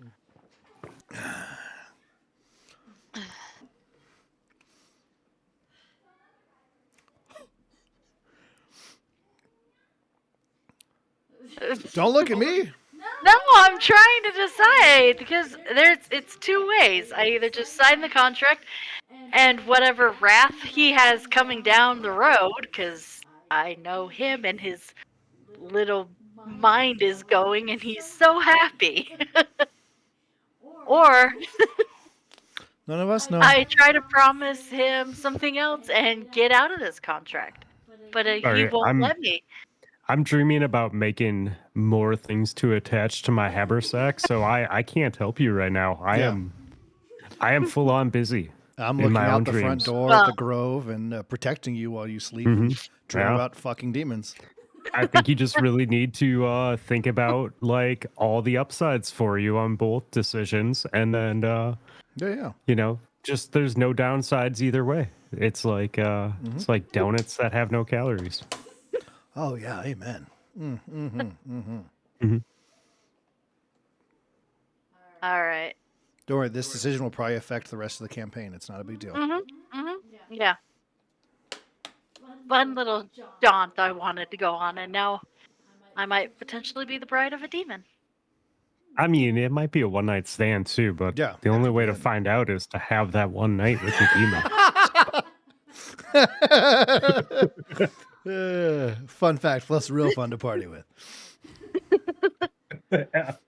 All right. I sit there and I think for a minute, and I just, okay. And like that scene in Little Mermaid where she's like signing, but like I don't want to look like I'm doing it. Yes, let's go. So- I signed the contract. Now that you have agreed, Mm-hmm. he reaches, he goes, please. And he kind of caresses your hand and brings it up. And he begins to suck on your finger. Yes. And then he bites it hard. Almost like I'm Frodo To the- now. To the point to where you're like, oh my gosh, he just bit off my finger. Yes. And you already pull it out of his mouth, and it is a mangled ruin. There is bone exposed, and he goes, "Please sign." Nothing I can do. Can't escape. I sign. Okay. Yeah. There is a fire that burns through your blood for a moment. Yes. As the words light up, and he goes, "You can call me Arthas, my dear. It is a pleasure doing business with you." And he kisses your hand, and your finger heals. You now have a feat, and that feat is Magic Initiate, and you must choose from the Warlock spell list. Okay. Write that down, and then I'll help you do that. I don't got the pen. Oh, hey, hang on. I'll DM you it. Oh yeah, that works out. Okay, a feet. FEAT, not like. Okay. I know he bit your That's- hand, I but was he gonna- didn't bite your foot. Okay. Well, feet, and I have to have it from the warlock. Warlock. Which feet again? It is Magic Initiate. Magic Initiative. Oh. Got it. So what she will get is this. And let me know if this works, because the new one doesn't list Warlock, but I'll see if I can fix that. Okay. So she's going to get 2 cantrips from Cleric, Druid, or Wizard spell list. I want her to choose from the Warlock spell list. Okay. You'll also get a level 1 spell from the same list you selected for this feat's cantrips. You always have that spell prepared. You can cast it once without a spell slot, and you regain the ability to cast it that way when you finish a long rest. You can also cast the spell using any spell slots you have. Okay. You get a spell change whenever you gain a new level. You can replace one of the spells. Also, so you'll get the Magic Initiate, and also on your next level, you must level into Warlock. Okay. And it will be Pact of the Fiend. Yep. You just made a pact, you little warlock bitch. I'm not a warlock yet. Next one. Well, I mean, If the new one doesn't work, use the old one, because that one you can use from the Warlock spell list, that. and it does the same thing. Because usually that happens like pre-campaign. I don't think I've ever actually seen it happen during. That's cool. That was way cool. I'm really happy that you went for that. Yeah, me too. By the way. Also, Yeah. you could have just signed it, but like now he wants to be with you also. Like that's a win. Yeah. I'm really happy for you for both reasons. Best case scenario. I mean, you will be the only one getting some, like, in the campaign. Borland's been gone a while. I think he finally went to take that poop he had to like an hour and a half ago. Probably. Yeah. Yeah. Rockstar. I think he's touching himself, thinking about his armor. I think so. Your dreams, as the figure, as Arthas in front of you fades into nothingness, your dreams revert to normal. Okay. His last name isn't Menethil, is it? Maybe.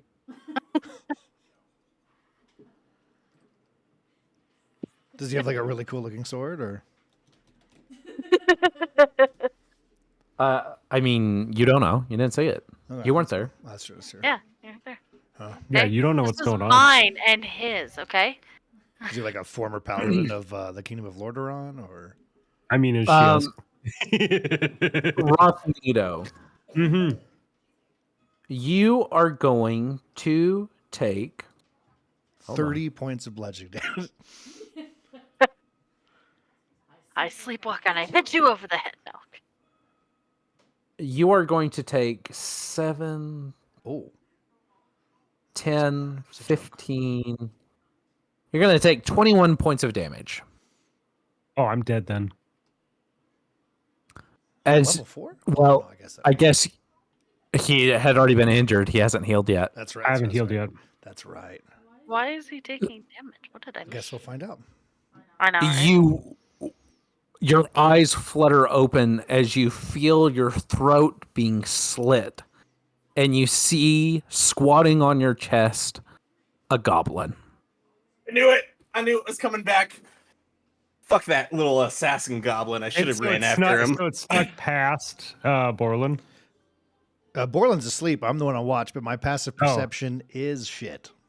Oh, got it. Okay, so what are my hit points at? I had 16.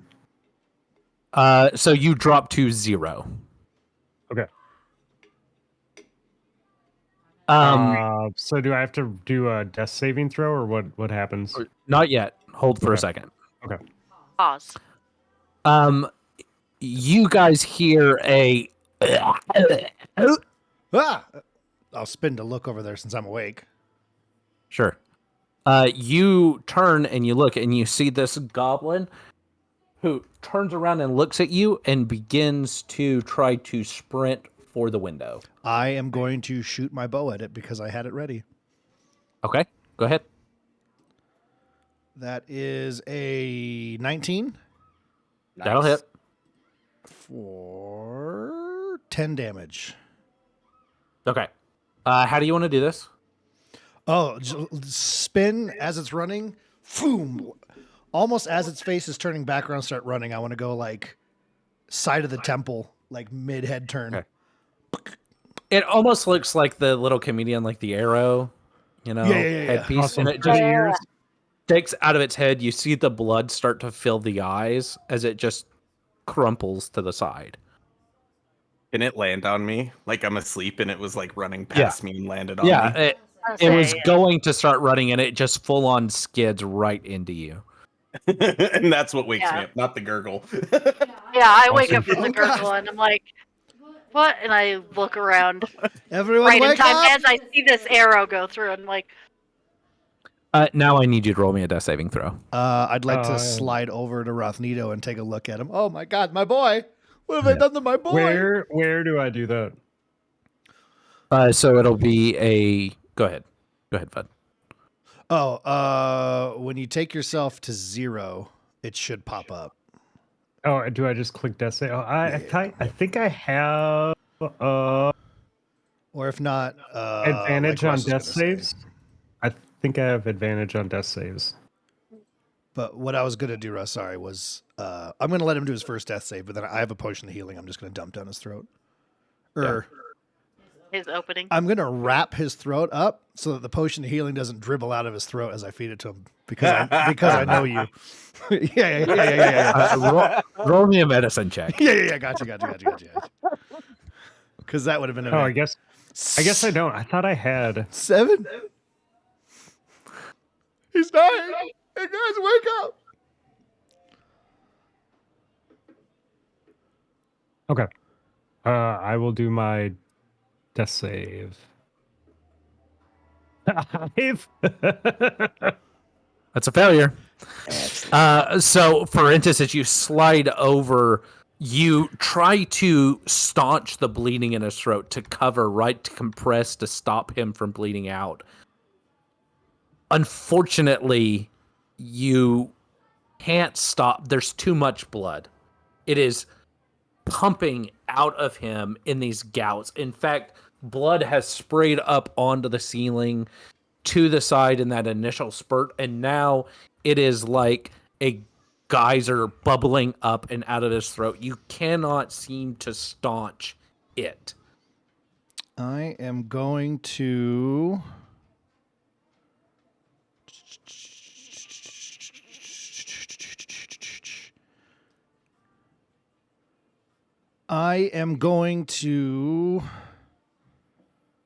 Okay, let me know if this works. I'm going to empty my water skin, dump the potion into it, and then shove it as far down his throat as I can as a funnel device, and then pour it into him. Through his mouth? We're gonna skip a step. We're going through the we're gonna give him a potion of healing enema. No, we're going through the neck hole, I think, just to get it in. Yeah. Okay, are you shoving it into the neck hole? I think this is where it gets Or are you tricky just with trying- D&D. Yeah. Because some people do where you get the healing and the thing closes up, and some people just do. Mm-hmm. And in this world, I think I would know if a potion of healing closed a hole up or not. A potion of healing would close the wound once it is ingested. Okay, good to know. Some people get real crazy with it. So then, no, I will go through his mouth and shove it as far down his throat as I can as a funnel device. So Okay. I thought you if it down brings the him mouth back or down the throat. You down said the that you were mouth. going to. Yeah, I'm going. Oh, I'm going okay. through the mouth because I don't want you to wake up and then your neck heals and you just have a water skin hanging out. You look like a turkey. How far down are you shoving this down his throat? I'm shoving it far enough down where it's going to be uncomfortable, but he will be alive. He will probably puke, but he will be alive. So essentially what I'm getting from this is you are trying to do what do they call it? You're trying to Basically, intubate yes, him with the water skin. correct. To make sure that I like this the idea. liquid gets. I in there. won't make you roll for it. Okay. But since you are administered the healing potion, go ahead and roll For for the healing potion. Okay. the healing potion. Thank you, buddy. I need you to make me another death saving throw, by the way, there, Fluff.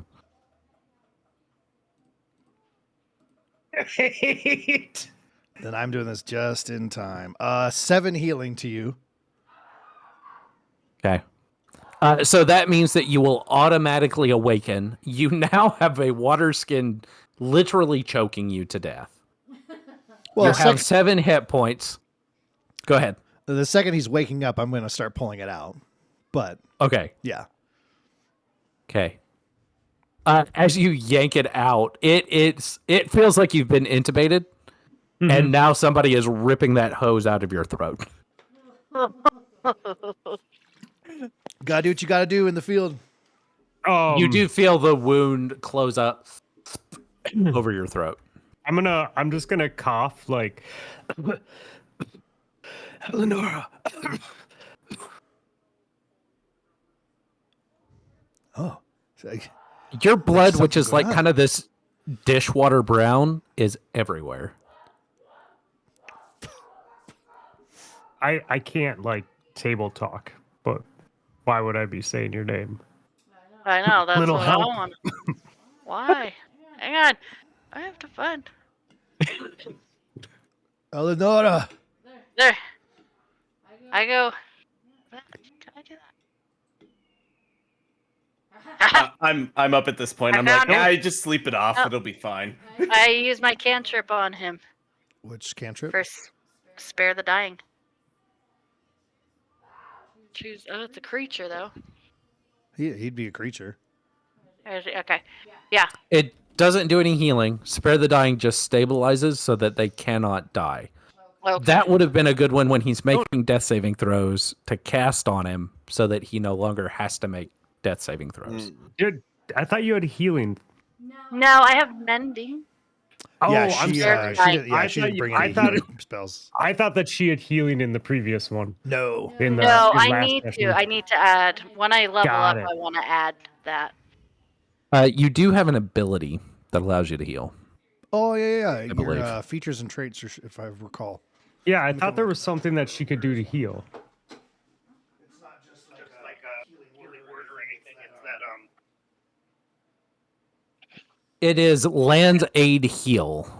Oh. magic action. You spend a use of wild shape and choose a point within 60 feet of you. Benefit raise piercing on that point. Regains 2d6 HP, so you can heal him for 2d6. Okay. Yeah, I'll do that. Lands. You have to use that slot. Right Okay. And then 2d6. 2d6. Go down there. Okay. 6 twice. Okay. All right, 3 for that. For the Oh, land's okay. aid. +3. Yeah. Okay, cool. Yeah. And I'm gonna look at them and I'm gonna go, I'll take last watch. I know. I think you should just sleep. But I think Yeah. Borland can take it. Yeah. Yeah, I will take the watch. I don't know how. I'll put my hand on it. Obviously, I'm throwing my water skin away. Just that's done. But Roth, I don't know how it got past me. I'm so sorry, man. We almost lost you there. I'm here. I'll be more vigilant. I don't know how it got past me. I'm so sorry. It rolled a natural 20. That's how it got past you. It must have been incredibly It's good so at its rad. job. I'm gonna stand up and kick the goblin body, and then I want to go back and lay down. And Yeah, just kind of rub my throat and kind of sleep with my hand over my throat. The rest of your watch passes without incident, by the way. Can Oh, I yeah, hit long I am rest like- then? Go ahead and roll me a pass or a perception check. Me? Yeah. Can I hit long rest then, Russ? Yes. At disadvantage because I'm scared out of my mind and I'm looking hard. No. At advantage. I'll give it to you. Yeah, cool. Not it. I'll give it to you at advantage. Yeah, you would be hyper vigilant.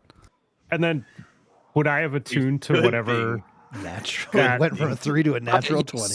Yes. whatever Polly's thing was? You have. Let me look at it and see what it's called here. It is the Staff of the Adder. Oh, I don't know what that is.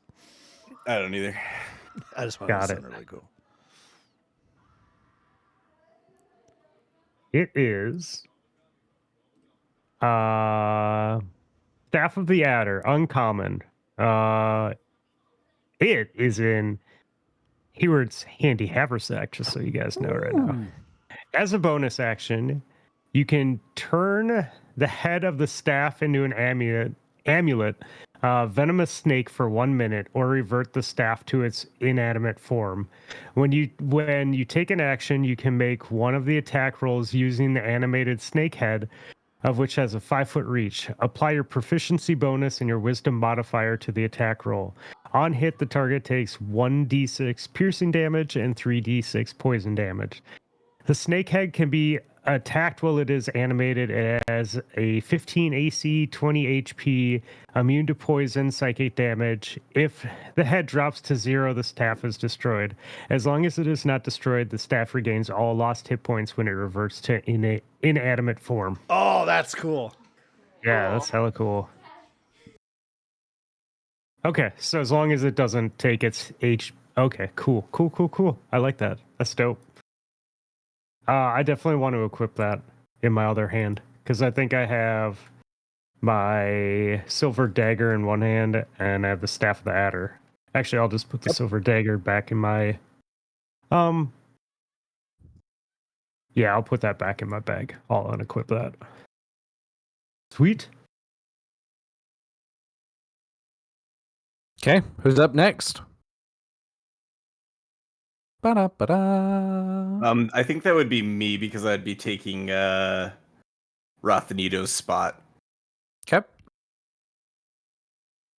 I'm just hanging out. As soon as Fudd comes back, we will.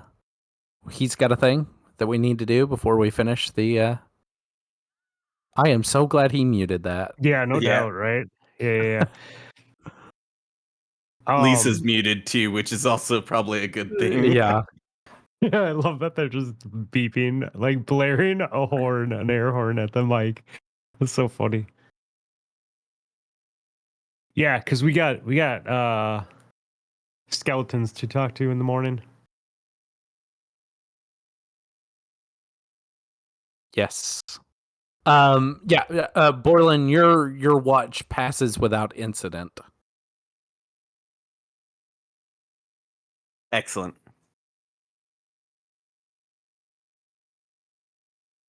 And then was that who was taking last watch? Eleonora. Probably Eleanor, if I'm not doing any watch. Okay. Sorry, I was rolling So some glad death you made saves that. IRL. Yeah. That Okay, was intense. Francis, Yeah. I need you Thank you. to roll me Yes, it's my turn to sleep. Let's go. D8. Ooh, that's going to be, my friend, a 2. 2. In your dream, for a moment you see it's a searing bright white light. And as the light fades, you see above you hovering a vast broken halo, spinning slowly. From its fractured edges pour swarms of tiny, screaming demons. There it is. You raise your sword to defend yourself, but its blade twists in your grip, plunging itself into your chest. Oh. As you look down, you see not your blood, but a swirl of demonic runes searing your flesh. Do we all see this or just him? No, It's in a a dream. dream. Oh, it's a dream. That's not ideal. I guess try to pat at. Well, I guess one-handed. Try to throw the sword Well, away you- from me. You startle awake. It is Oh, the okay, sword cool, that cool. is piercing your chest, and you startle awake, your skin flushed in cold sweat. Look at the tattoo. Does it look any different? Mm-mm. Okay. Oh, my God. Oh. This is getting to me being away from home so long, I guess.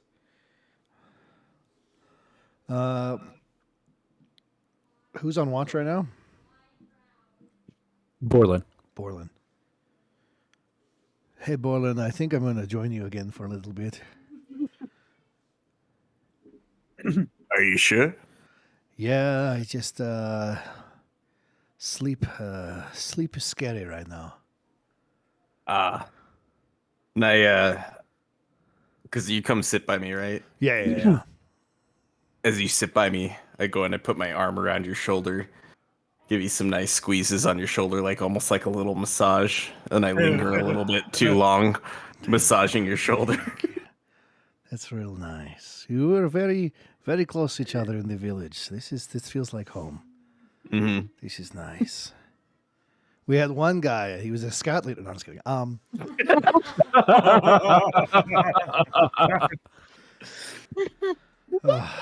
Thank you, Borland. Thank you, Borland. Thank you. I think you killed him. Do you have any? You were asleep earlier, right? Did you have any bad dreams? Is it this place or? I can't. I'm like sitting there trying to decide if I want to tell him about this dream that I had about eating the food that was on the table because it still tasted so good. I just kind of hesitate, and you can tell that I'm lying about something, and I go, no dreams. Oh no, I absolutely believe you because I'm me. Because you're Yeah. it's like such an oblivious lie. Do dwarves dream, or is that, or just you? You don't dream?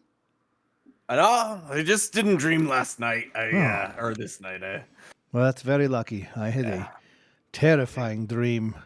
There was like a broken halo and demons in the sky, and then my sword stabbed me in the chest, and there were runes everywhere. I go exactly what I saw because I trust you with everything I am.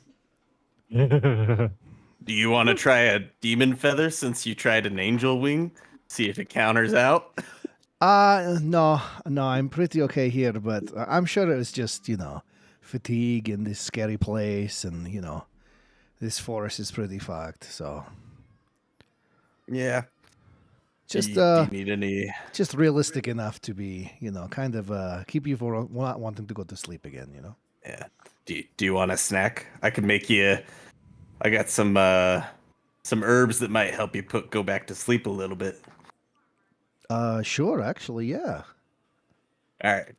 Take my cooking utensils. I magically pull this herbs that I've been hiding in my pants. Which ones? The special spices?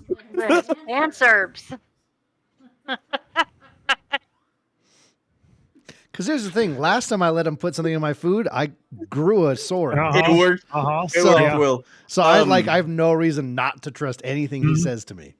Nothing Okay, bad so has happened. No. So he's like sitting there watching me do this, and I'm just gonna pretend to like put in spices and stuff. Like I'm just gonna make a normal cup of tea and hand it to him and be like, because I would imagine that I would have some spices on me, right? Being like a cook with utensils. Like I got the yeah. So I just Are put you like trying to make him like a sleepy time tea? yeah, just like a calming tea mainly. Okay. Just a calming tea, like a normal one. Roll me a d20. Add your proficiency. How do I add my proficiency? Oh, It'll be I just see. +3. Yeah.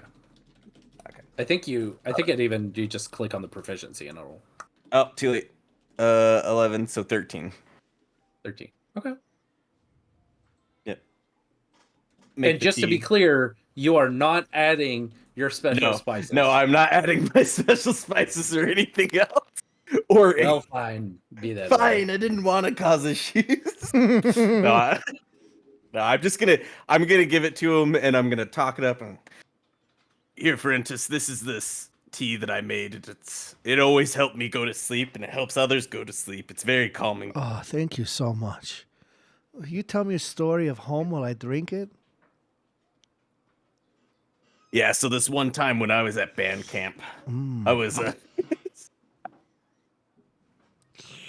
No, Did you use a flute? Yeah, I used to flute. No, I regaled tales of my years in the army and in the wars that I participated in, and talked about. I would venture towards the foods that I had more than I would talk about the fighting, because that's what I cared about. I would regale tales of how this guy was almost dead on the brink of death, and I shoved food into his mouth and he came alive choking, and then said that it was the best thing he'd ever tasted. That's way more soothing than fighting stories. Oh yeah, I'll definitely. I don't have a reason not to be able to fall back asleep, so I will drift back off to sleep. Excellent. You still have your arm around me at this point, right? Yeah. Okay, I'm definitely cuddling you while I'm sleeping. Awesome. I like Excellent. this. Cool.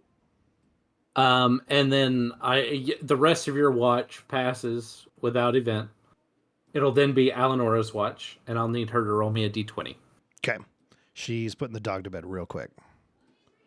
Okay. Go ahead and roll me a d20 for her. We'll see if anything happens. No, it's her roll. Okay. Because if I roll it and it's like really bad, that's my fault. If she rolls it and it's really bad, we can make fun of her for it. It's her He fault. brings up a valid point. Yeah. He does bring up a valid point. Do we need like a quick bio break or anything? How are we feeling? Sure, I'm good. Tinkle? You okay. I have my headphones on, so I'm listening either way. Okay. I was so excited to use the table for the special spices again. Oh yeah, I saw you light up when he was like, "I'm gonna use my spices," and you were like, "Ooh!" And I saw you lean forward. That was awesome. I loved that. No, I mean I could use them in the morning. I just wasn't. I don't think I would use them for Sleepy time. sleepy time. Yeah. Yeah. Especially since it made everybody see in the dark. Just sitting there looking up at the ceiling like, the fuck? It's already daytime. See everything. Yeah. Ah! You see the bat that's just chilling up in the corner, like, going around. Squeak, squeaker, squeak, squeaking. Squeak, squeaky, squeaker. Well, that's so funny. This is a How good late are we session for planning bonding. on? How long are we planning on staying up? Just a question. We actually usually end around midnight or so. So in like 45 minutes. I know. Oh, you're talking Midnight your time. Are you talking after? Oh, after. No, I'm just asking in general because I'm wondering if I should drink a Coke or not. It's like 45 minutes. But I'm also fine staying up for whatever, so it's whatever anybody else wants. I have terrible sleep schedule. Yes, you do. I thought I my do. sleep schedule was bad because it's really bad, and you are worse. No. I am so much worse. Hey, buddy, but Well, me and you're you gonna also die early together. typically have to be early in the morning. No, anyway. I don't. I do whatever I want whenever I want. Except for poop. I don't have choice over that. That's true. You that's do what true. you want. Hell You yeah. do what you want. What do you do And actually, again? that's Besides nothing. I'm studying right now. Oh hell yeah, hell yeah, hell yeah. And I'm a housemaid. Do you I do all of our do you do the outfit? um So that's a yes. I can't say in front of Russell. Oh, Russ, can you take your headphones off real quick? Yeah. Thanks. You're muted. I've just muted you guys, so I can't hear anything. Oh. Go ahead and let me know. Well, Oh my god. I really want to tell you a story because I think it would be funny. Yeah, yeah, Because I know Russ I is still definitely listening. don't want to hear this. Nope. Nope. Do you want me to mute our in the stream? Does the stream not No, hear I this? was just messing. Oh, just making him uncomfortable. I love that. I love that. Yeah. Oh my god, dude. Just make a I bunch mean, of wicked sexual hand gestures real quick while he's looking Right, at the like camera. so you take like and then you go like that. And Yeah, then you go, yeah. and Oh! Any seconds. then you do a little Goblin bit of this. appears, Oh, live long and prosper, dude. Give her the old Spock. Hell yeah.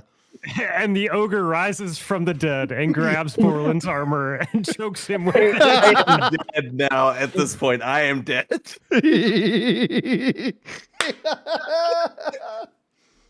All right, my turn to piss. That was amazing. Are you really? You're really? That's so Yeah, funny. we go dude. pee. Russell, come back. I'm sorry. So funny.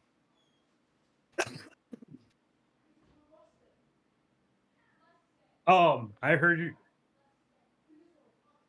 I still have my headphones on. I'm just. Yeah. I'll wait till you come back. I'm here.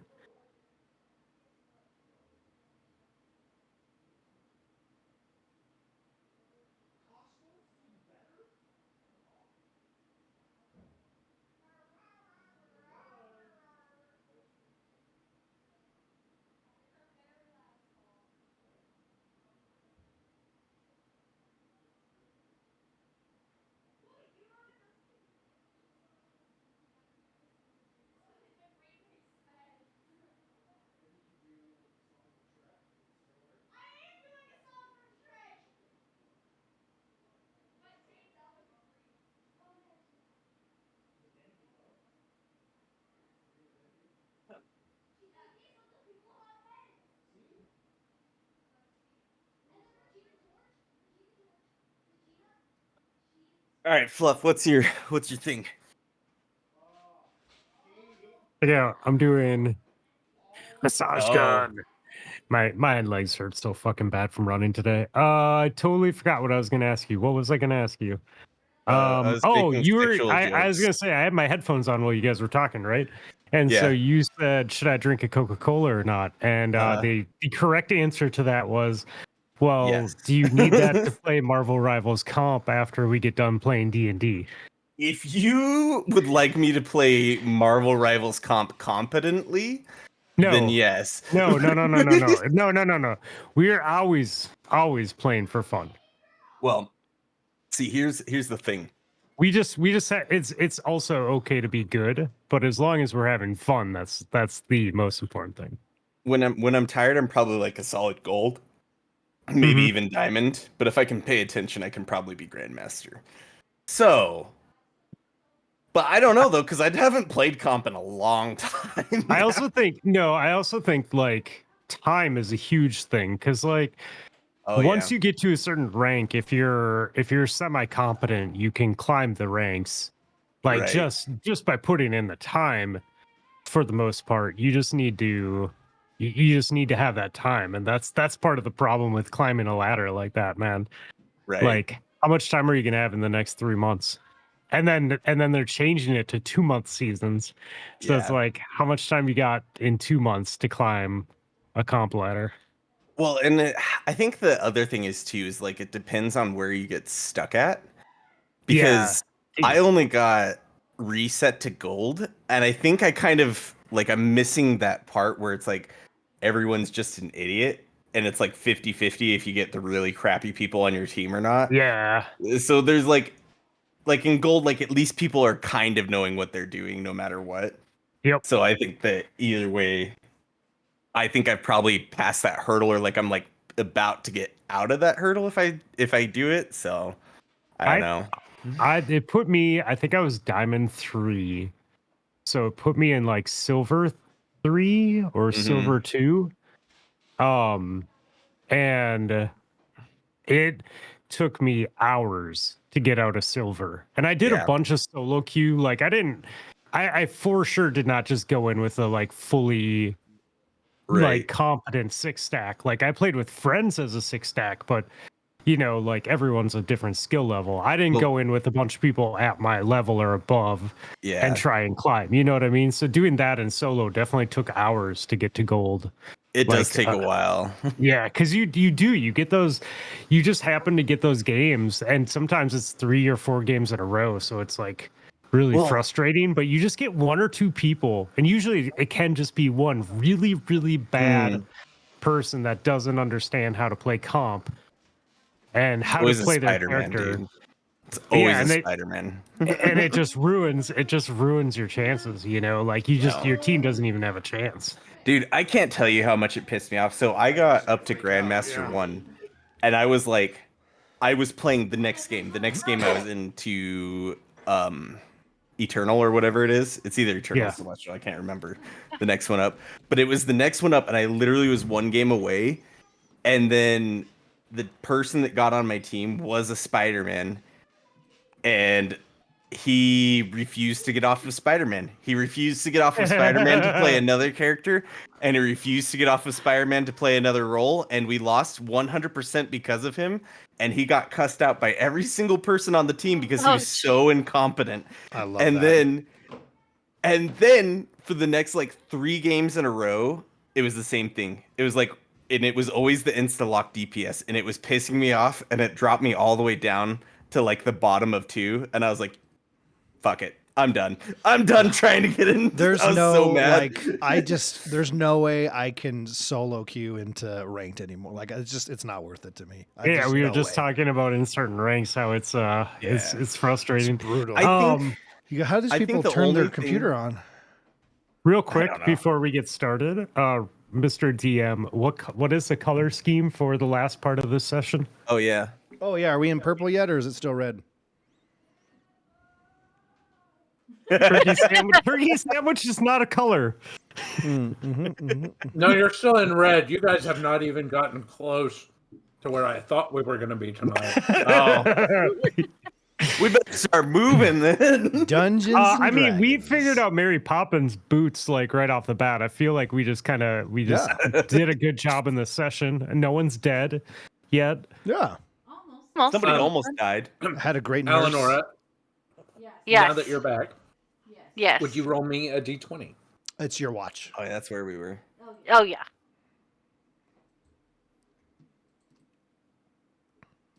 $19. Ooh. Rothnito dies. Right. Again. The rest of your night passes without incident. Yay! Yay! We did it. And Rothnito dies.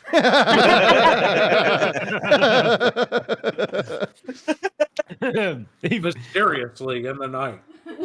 He was walking and tripped over Polly the Ogre and died instantly. Yeah. Well, I it don't has know. nothing to do with how that encounter went down. Just randomly. I was convinced that I was gonna die there randomly in the middle of the night. You probably were, but since you were gone, he had to go with somebody else. No, it's Your poop it's 'cause saved I your was life. Yeah, it was poop. So we're all awake now, right? Yep. I'm gonna look at Borland and I'm gonna be like, "Have you talked to your dead friends yet?"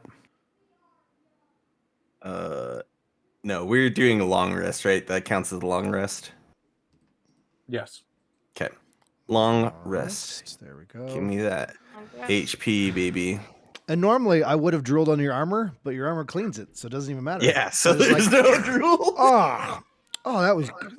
That tea was amazing. Thank you. It knocked me right out. All right. I will go down into the courtyard or whatever the grove.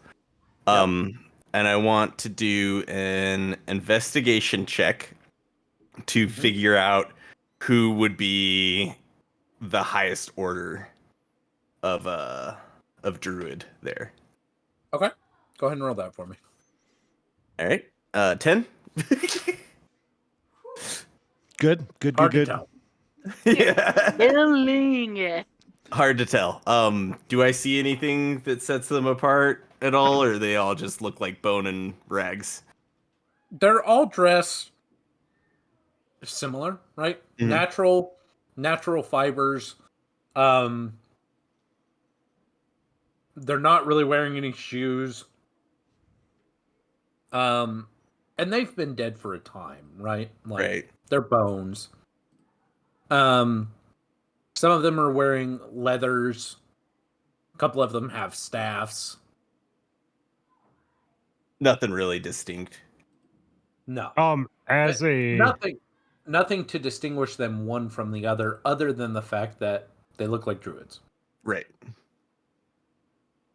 as a sorcerer, can I walk around the tree and just like hold my hands out around the bodies and just try and feel like the different levels of magic that they might have? Sure. Roll me an Arcana. Sure. 9. They're bones, man. All right, so and I don't detect any magical items or anything on them or anything like that, like walking around. No. Okay. No. All right. What are you wanting me to talk to them about? Rothnito. I guess you have to ask like simple questions, huh? Right. So you we can't ask, need something specific to figure we out if we're can't gonna ask drop. like about the tree or anything like that. Yeah, you could ask Um, like, yeah, it's gonna be like yes or no questions for the Yeah. most part. Okay. Yeah. If I don't sense anything magical, then I'll just be like, it's just bones. Okay. I want to grab a staff. I want a staff as a walking stick. Okay. Yeah. Cool. I have a staff Cool. of walking.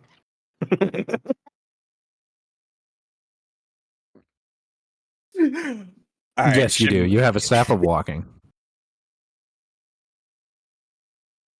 I'm a little tired if you can't. I thought it was No. very funny. All right, should we start packing up and get ready to go?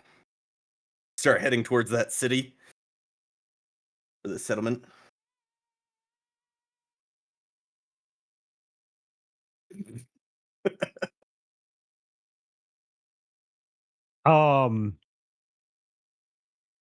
Yeah, we don't care about the tree or anything. Eleanor, there's nothing that you like because there's a big gold tree in this grove.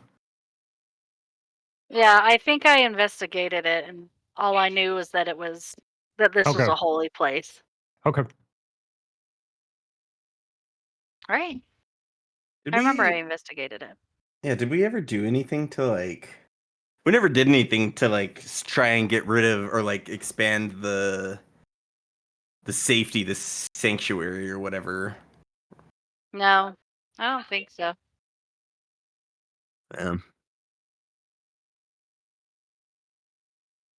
I can't tell if Russell's face is he wants us to do something because he prepared for it here, or if he wants us to move on.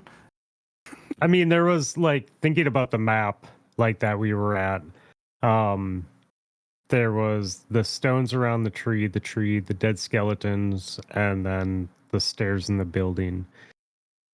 Did we ever investigate this main floor that we were sleeping in? Did we ever like look around for anything? I don't think we did. You can ask. Why don't you look? Yeah. Yeah, I'm gonna say that I stayed in, kind of trying to get my bearings, and I want to look around the first floor for anything. Sure. Roll me investigation.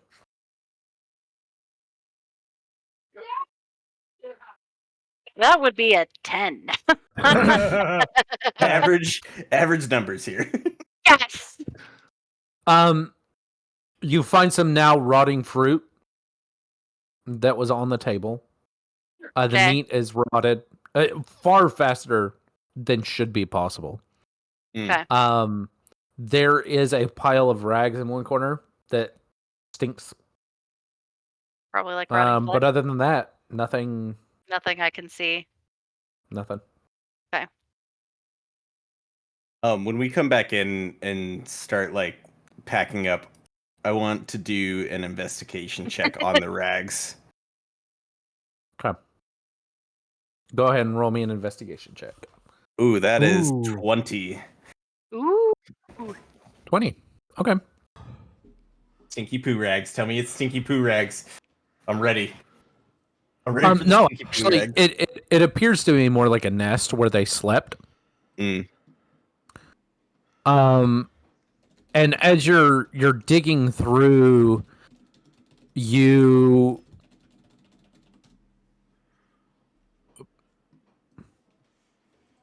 find an amulet. Mm. Oh. Hell yeah. Fantastic. The medallion of the amulet is almost set in the shape of an eye. Mm. And where the eye would be, there's actually this amber stone, and there appears to be some kind of rune on the amulet. Hey, Eleonora, you're all like super smart and magical, right? I mean, sorry. Yeah. Eleonora, you're all super smart and magical, right? Would you do me a favor and give me a quick check of this amulet right here? All right. Do investigation.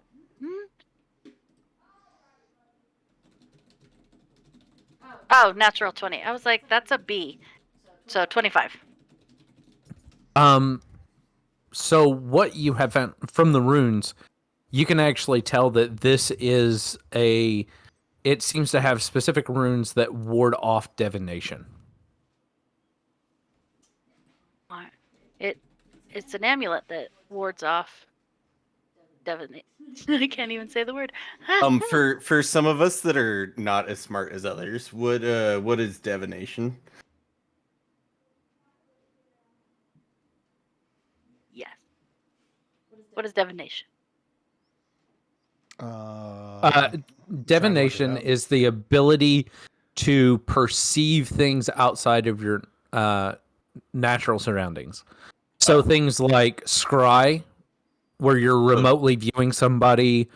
It also has portents, like to be able to see small glimpses of the future, things like that. That's what divination is. So basically, it's got you. Divination. Yeah, it's protecting me from being seen, basically, or that's what the rune is. Yes. Protection of divination. I thought divination and divination were two different things, so I was confused. Fine. Yeah. It's just the way I pronounce it. Divination. Oh, she didn't say it wrong? Harry Potter. Yeah. Oh, no, she didn't say it wrong. Okay, so okay, it just means the same thing. Okay, cool. Got it. I thought you were making fun of me for saying it wrong. Well, because that's No, how you I said said it. divination. I said divination. Didn't he say divination? Yeah. Okay. did. Okay. So okay. Yeah. Either way, divination, we're all divination, confused. We're tomato, here. tomato, Okay, we're all smart, educated potato, people. cucumber. The class that Harry Potter took, Yeah. divination. Yeah. Okay. And it's a protection. What do you call it? It's a protection from From that, divination. from Okay. divination. I'll just take it and put it on my neck. It does require attunement. I'm gonna tune with it the next chance we got. Hell yeah! I love that. Hey, I would be careful. The last time I did that, think I got a demon husband. Hey, Coming. I think I got a we're- demon husband. right now we're like 3 for 4. You got my Yeah. suit, you got the bow, you got the staff, and then you're the only one that got screwed over. So I know, I tell you. On a whispering What are coin. you talking about? Pretty good. I I get a got husband the out of whispering it. coin, but we didn't have to attune to that one. That's true. What are you talking about, screwed over? I get a husband out of that. Can you say that? She gets legitimately gets screwed. It's great. I'm Yeah. Friends with I'm about to benefits get and a husband. Yeah. We're taking your demon into a bachelor party. Hey, Boys he night plays for out. both teams. You want Russ? I said, hey, he plays for both teams. Oh yeah. Boys night in. Dun-dun.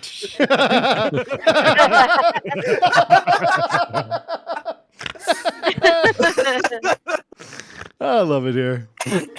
All right. We're just we're planning on packing up and starting to head towards the settlement, the city, The town thing, yeah. the town. Yeah. If you have anything that you would like, we were just kind of I'm Check it out. all set. Yeah, we would be going northwest then to the town, right? If anyone happens to find when we're in town, just whoever's looking for it, like a place to maybe buy a new water skin, that'd be great. It's all right. I'm As you- looking for leathering tools. Perfect. Somebody roll me a d20. Me, I got it. I'm doing it. Perfect. Nobody else touch it. Not touching It's it. me. Not touching it. Somebody else do it. Somebody else do it. You already Somebody did else it. do it. You already Quickly, did it. quickly, Nope, you already quickly did it. do it. You already Somebody did it. else. Somebody else. D&D. Yeah, that is a natural 3 for you, Okay. Russell. Good. Heck yeah. As the hours pass along your day, and again, to remind you, this forest, even though it is in the daytime, is dark. Oh, we forgot to do our special spice. Mm-hmm. We did. The trees overgrown and skeletal almost. Oh. And as you push deeper into this tainted forest, the trees, twisted and gnarled, their bark slick with black sap, and their branches clawing at the gray, cold air. An unnatural hush blankets the woods, Oh, hell yeah. broken only by the creak of dying boughs and the distant wet slither of something unseen. Eventually, the trees thin, revealing a clearing bathed in sickly twilight. At the center of the glade stands a massive holly tree, grotesque in its growth, dark, iron-hard bark wrapped in barbed vines and leaves that shimmer like knives. This monstrous tree rises from the still heart of the clearing, its roots coiling around a rusted, ancient, broken spear that pierces the body of a colossal figure. Oh. The desiccated remains of a pale white body, frozen and rimmed in hoarfrost. The god's chest is split open where the spear struck true, and from the wound a slow, ceaseless trickle of blackened ichor spills into a murky, stinking pond.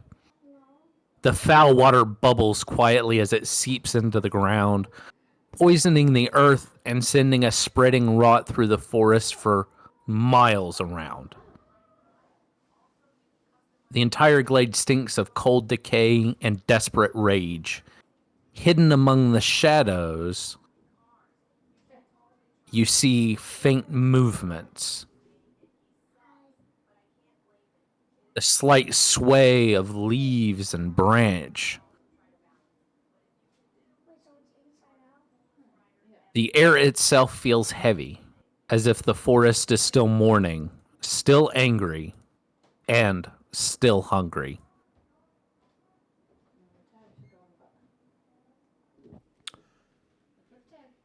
You got all that off a 3? I think we're heading there already, anyways. Damn.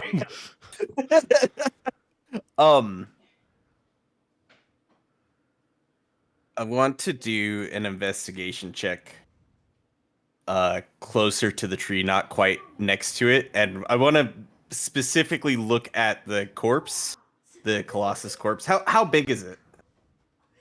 Like, It's 10 feet. okay, is it intact still, or is it like? It's intact except for the flayed open rib cage through which protrudes a rusted, broken iron spear. Okay, we're gonna talk to this guy, right? Like that's I turn around like we're gonna talk to this guy, right? Like I think we have to. Yeah. yeah. All right, let's think about some questions that we can ask him before we talk to him. We don't want to pull like a thing in the D&D movie where we ask questions and then he just answers them all. Yeah. 5 questions. What's your favorite color?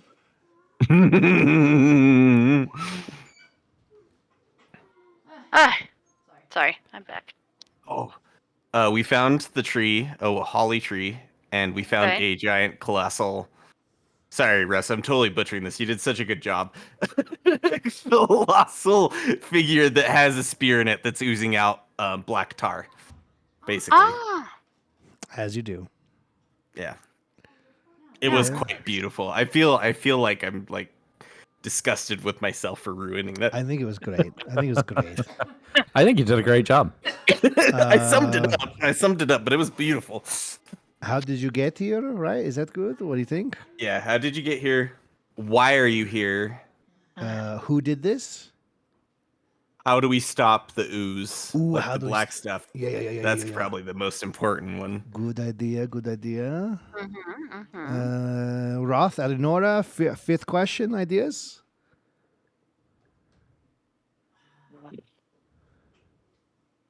Oh, I can't hear you, Rothnido. Fluff for some here. reason. We could, or I could just make us disappear and we could just be on our way. That's true. That's not true like too. history. But it seems like a pretty good opportunity. What dangers lie ahead? All right. Well, yeah, that's a good one. So do we want to vote or talking to 3 or leaving? Is that what we're doing? Or are we rocking and rolling? We're gonna. I vote. Talk to Okay. the dude. Yeah, I'm Let's down. do it then. We Yeah. gotta I like talk to it. the- So I like- are we really doing 5 questions that we got to ask him? Yeah, that's the spell to speak with the dead. You get 5 questions. And the okay. answer usually is brief, cryptic, and repetitive is what it says, and doesn't always need to be truthful. So we want to ask it questions of like why and how, kind of almost. I don't know. Can we ask why and how questions? I think so. It's just is going to be harder. I think the harder the answer is, the more questions are not answered. Yeah. Yeah, definitely. Okay. I like the Alright. why are you here at least. Who did We could this to do- you? We could do what happened here. That Oh, could yeah, be that's more good. of like an inclusive Yeah. one. We could ask if it's Eleanor's father. Ooh, good Let's question. save that one for last, Good just in question. case. Okay. I like it, but we might need that 5th question. All right, let's do that. I would like to cast Speak with the Dead on the dead guy. What's the range on that? I don't like that. I definitely have to be within 10 feet, so I walked within 10 feet of him to do that. Okay. I need you to roll me a d8. Fuck. Awesome. It's going to be fine. Yeah. My rolls have not been very good today. 5. That's slightly better than 4. You see, as you begin to walk towards this figure,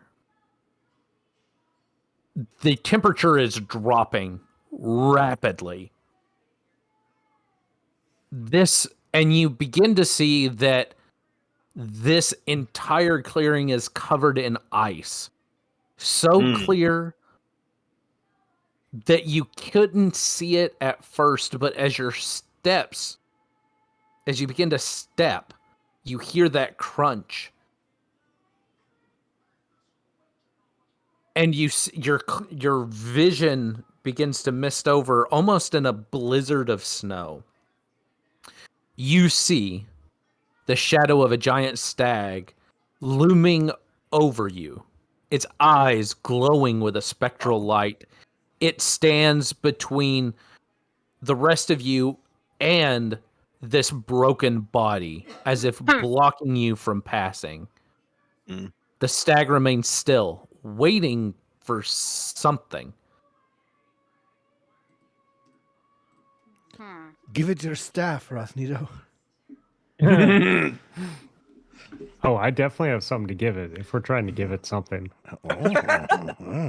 Staff infection. Its gaze is boring into you, begging you to look at it. Borland, you're up there. Good luck. It's a big stag, right? Yes, it's a Okay. giant stag. I look up into his eyes and meet his gaze. As soon as you do, the vision disappears. But everyone did everybody else see that? Nope. Just me. Hell yeah. I'm looking around like, what the and you guys are just like normal, and I'm like, I've already been judged for eating humans, or humanoids, so I don't want to say anything. And that might not even be true. You've only moved 10 feet. Oh, I've only moved 10 feet. I'm not even close to it yet. Yeah, you've still got like 40 feet to go. I'm gonna move another 10 feet towards it. Just keep walking. Roll me a d8. Oh, yeah. Let's get it, baby. Let's do this. That's a 1, baby. Yeah. That's my hero.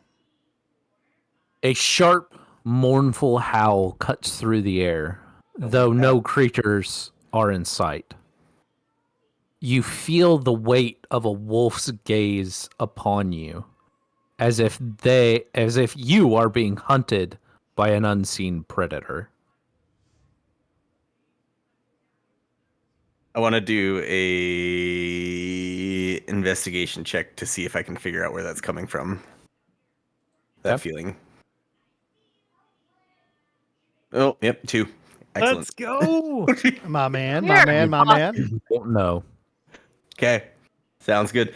I just keep walking forward because I'm stubborn, and I don't really. There we go. You got really magical don't give a- armor. Yeah, I don't Yeah. give a shit.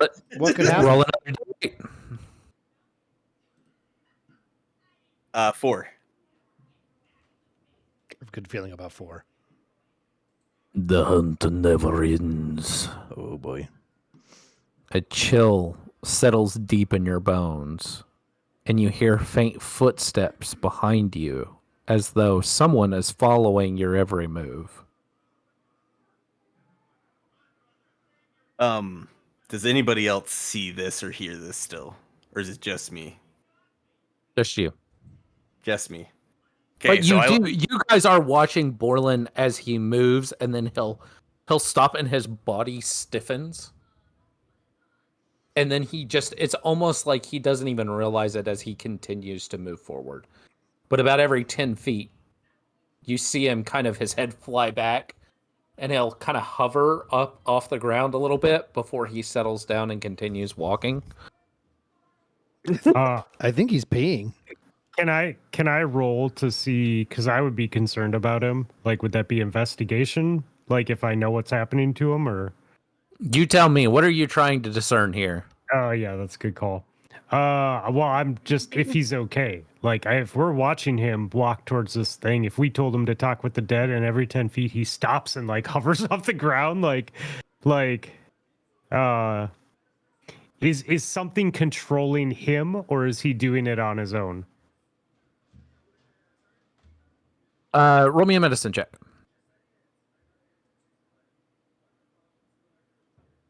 Nat 20, Baby. Baby. Or Okay, 21. Okay.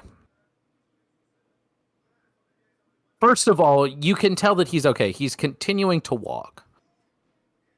He is quite obviously, you've seen this in other people before. It seems as if he's receiving visions. You also notice whatever this colossal figure is, it is radiating massive amounts of radiant energy.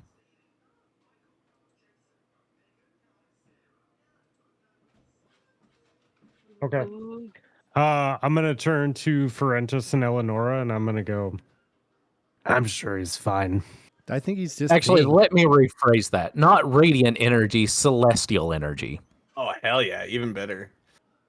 Let's go. I'm gonna turn to Eleonora, and then I'm gonna say, Eleonora, I'm feeling like an energy of the celestial type.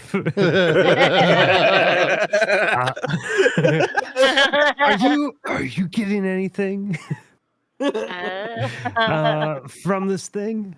Like, kind of questioning my own feelings. Like I feel like I'm getting this, and I'm gonna look at her because she's a magical and a druid, and just be like, check me on this.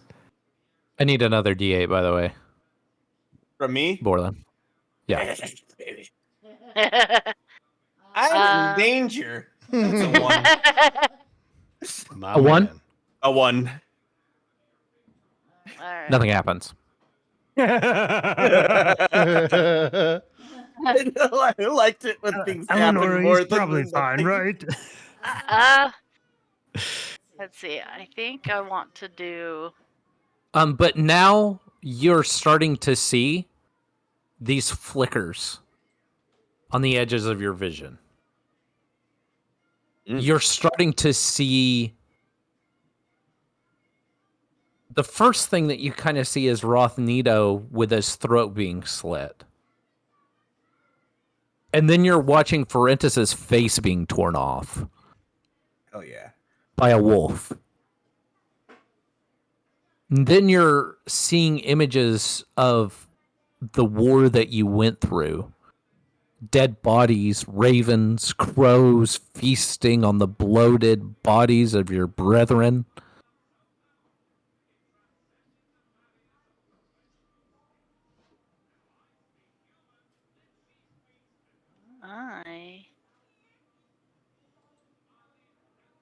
Okay. And we can't. Obviously, we can't see any of that. We can't but see this, can or we see don't know him any of this is slowly going on. It's going. just up to Yeah. him. Yeah. We're just watching him walk and stop every once So in a you're while. like 10 feet away, right? Yeah. At this Well, point? I Well, at should this be. point, However far away I was, I've moved like 30 feet 10, towards. 20, Yeah. 30, Wasn't yeah. it like 40 or 50 feet Something away? like that. I Yeah. don't know, Russ. You tell me. How far away? You're like another 10 feet and you'll be where you wanted to be. Okay. Okay. 10 more feet, baby. That's what we're doing. We're getting Okay, on the so- cusp of it. Can I do an investigation throw and see if I can see anything with my eagle eyes? I don't know. Yeah, sure. Okay. You're doing an investigation? Go ahead. Yeah. That's 19. Ooh. 19. Okay. Few things.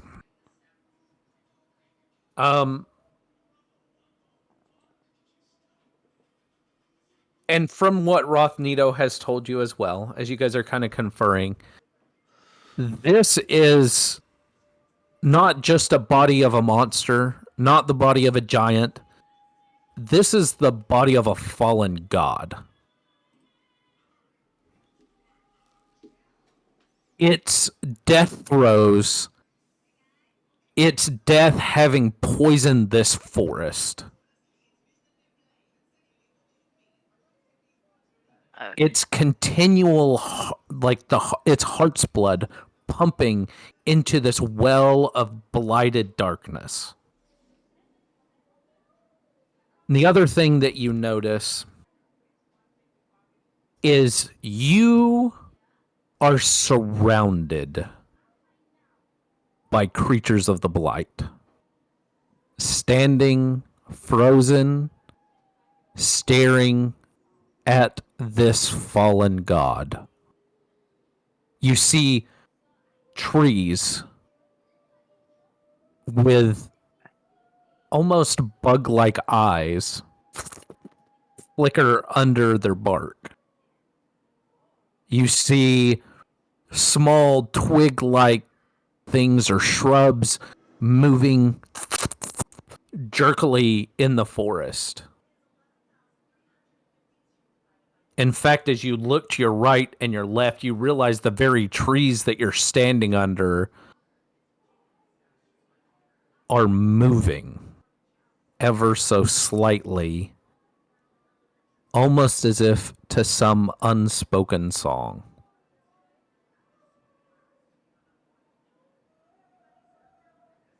Hmm. I don't think he should go towards that guy. Yeah, yeah. Why? Hey, boy, I want to He's- yell. That I guy's wanna- a fallen god. Actually, yeah, I want to yell at A Borland. god? A fallen god. And he's the one that's kind of bringing this death and destruction. Oh. I can probably yell 40 feet, right? What, right, Russ? Roll me another d8, Borland. As you move the final 10 feet. Oh, hell yeah. Let's get There it it. is. Let's get it, baby. That's a 3. Yeah, that's worse than a 4, but better than a 2. That's very good. Thanks.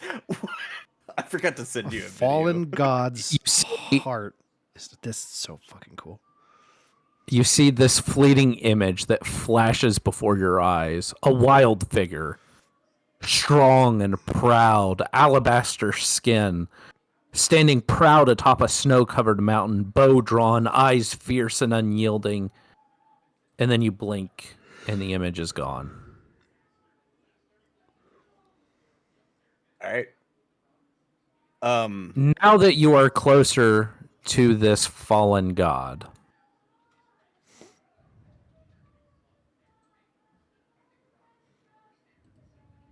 the colossal body is desiccated and twisted. His flesh stretched tight over bones like frozen leather. He has these stubs, these shattered and blackened jagged stumps protruding like the broken limbs of a storm-felled tree.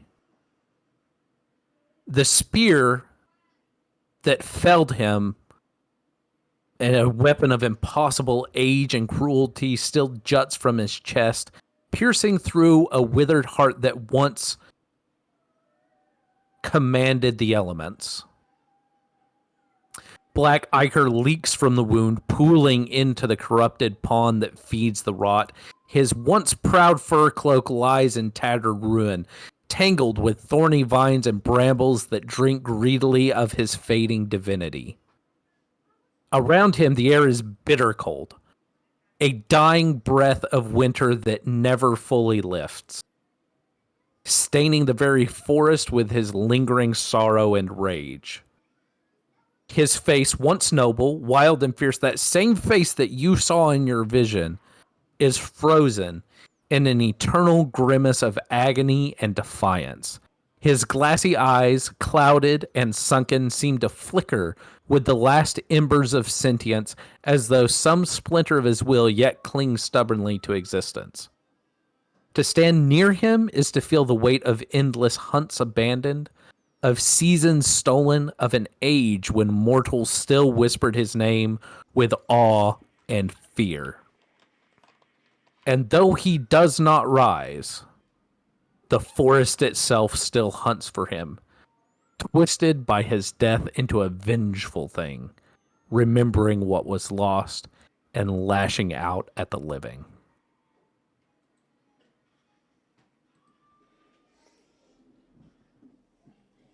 So is he dead?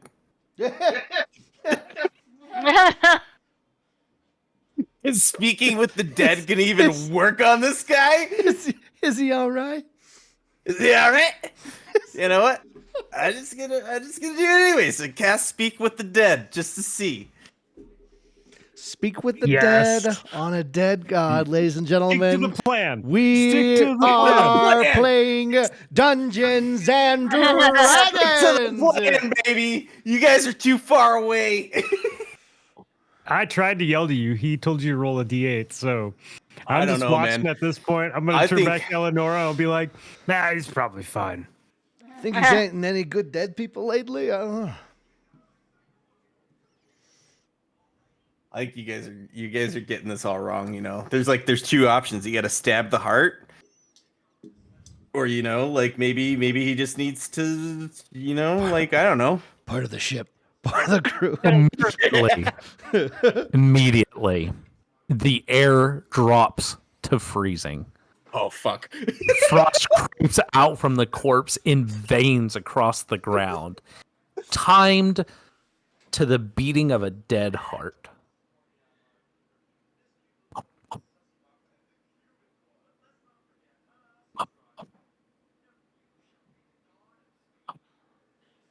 Your breath fogs heavily. In fact, as you breathe, you see it turn to ice and fall to the ground. All sounds muffled as if buried under snow. And then the god's body stirs.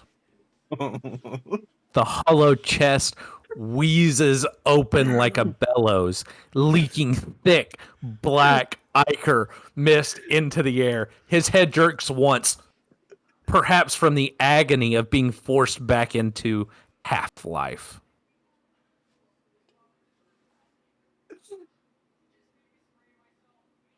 That's it. That's all you got so far. I just want to make sure before I start talking to him. I want to say too. I want to say, Mr. Dead God. what happened here?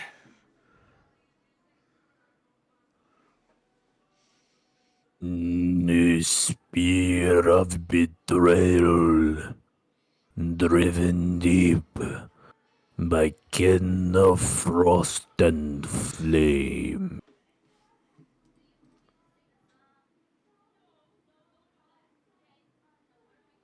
How do I stop your bleed? Or like, hang on, let me think about this. Gregory betrays all living.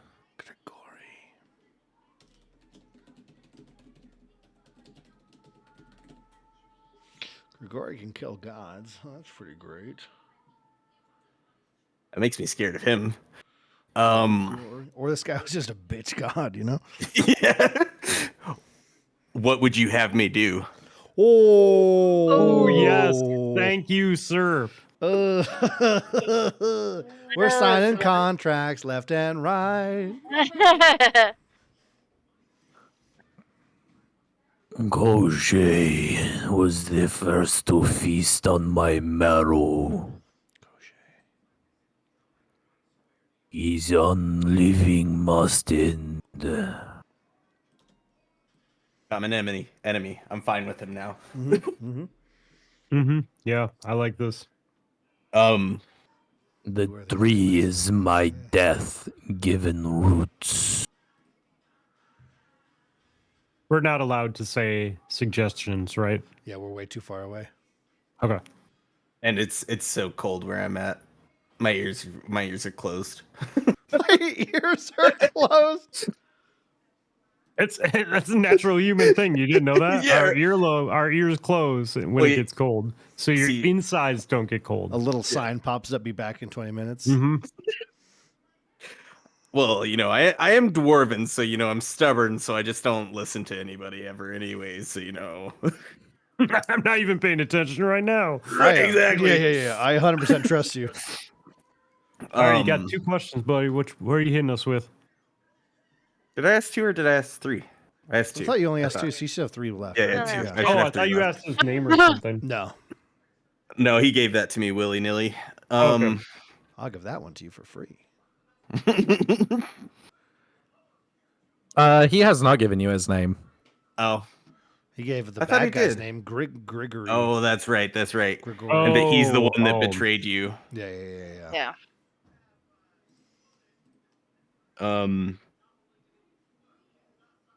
Who are you?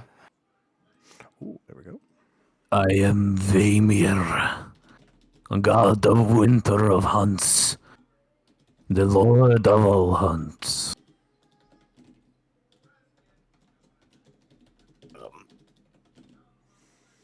I want to hunt the croquet. I'm not asking him a question. I'm just saying this to him. The crochet. How do you say it? How do you say it? Crochet. I can't crochet. No, the Crochet. They'll get you with those sweaters, dude. Yeah. Scarves, hats. You're dead, dude. say it again for me one more time because I know I'm gonna butcher it again. Crochet. Crochet. Co? Co. Like co. Yeah, okay. Show. Crochet. I want to hunt the crochet. What is the best way for me to hunt them?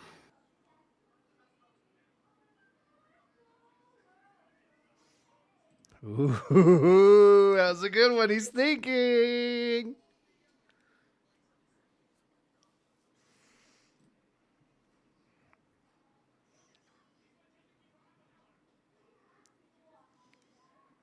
The seasons bleed together. There is a debt not forgiven.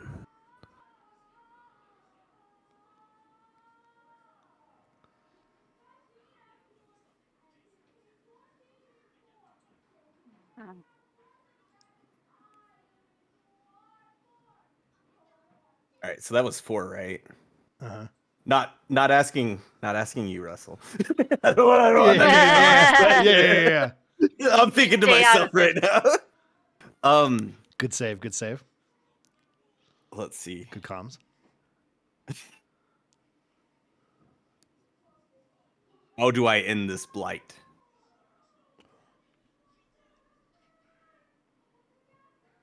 The tree is my death-given roots, and the lake.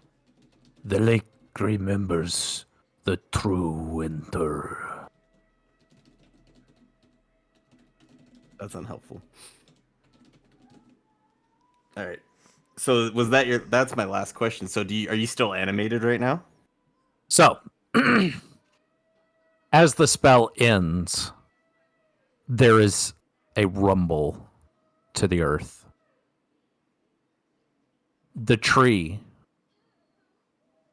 cracks. And at first you think it's almost as if the tree is broken open from the ice. But then you see the teeth. As the holly tree that grows from the corpse of this dead god, a vertical line splitting its the roots from the tree. Hold on just a second. And as your attention is drawn to the tree itself,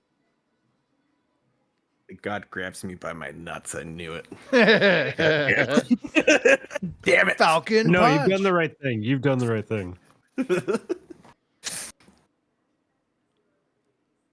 it's a grotesque monument to the god's dying breath. It is an abomination of life and death, a twisted parody of forests once blessed by Vamir's dominion. The tree trunk is dark and knotted, its bark resembling the warped surface of old frozen wood, veins of black ichor creeping down its length like blood coursing through veins. The tree's roots seem to pierce into Vamir's shattered chest, entwining around the broken spear that once pierced his heart. The spear itself is not merely an instrument of death, but the living spine of this blighted growth. It twists and spirals upward, slowly being consumed by the tree's grotesque form, its head crowned with jagged, thorned antlers that resemble Veymir's original crown, but far more twisted, like the remnants of a broken throne. From the tree's gnarled branches, blighted holly leaves sprout in jagged, unnatural patterns, black-tipped, covered in sharp barbs. The air around it is heavy with a stale, deathly cold, and the very ground beneath it is corrupted, sinking into a patch of rotten earth. Once fertile soil, now turned to dark sludge that consumes any living thing in its proximity. The tree's roots pulse with an unnatural rhythm, as if Vymir's corpse is still trying to breathe. His soul twisted and restless within the wood, imprisoned in an eternal state of agony and rage. Occasionally, sickly yellow flowers blossom from the lower branches, their petals sharp and resembling deer antlers, curling around each other in delicate, eerie patterns. These flowers exude a faint, bitter scent, one that draws the attention of predators. Beasts, and even undead, are inexplicably drawn to this place, instinctively sensing the unnatural life force emanating from the tree. The ground itself beneath you begins to crack, to sink. There is a perceptible drop that occurs. And from the ground around you, skeletal hands start to reach forth.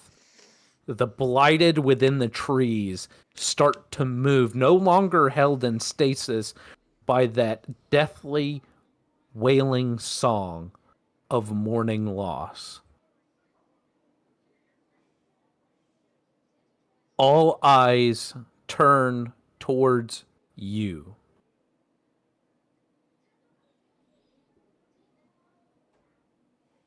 How far have the skeletons come out of the ground?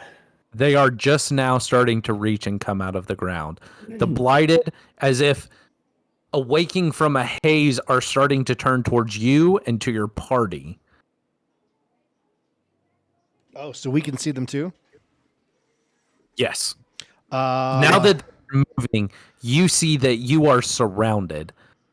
And not only that, but inside the clearing, dead are starting to arise from their graves.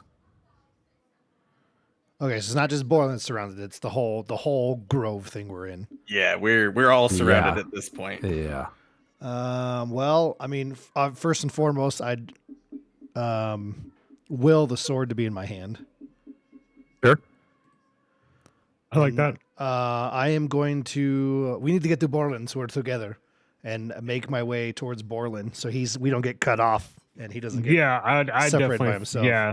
Yeah. Are you saying something as you're Yeah, running? absolutely. I'm like, we need to get to Borland, so we're not separated. D8. What? Roll me a D8. Yep. He's gonna die. Borland, get over here. 5.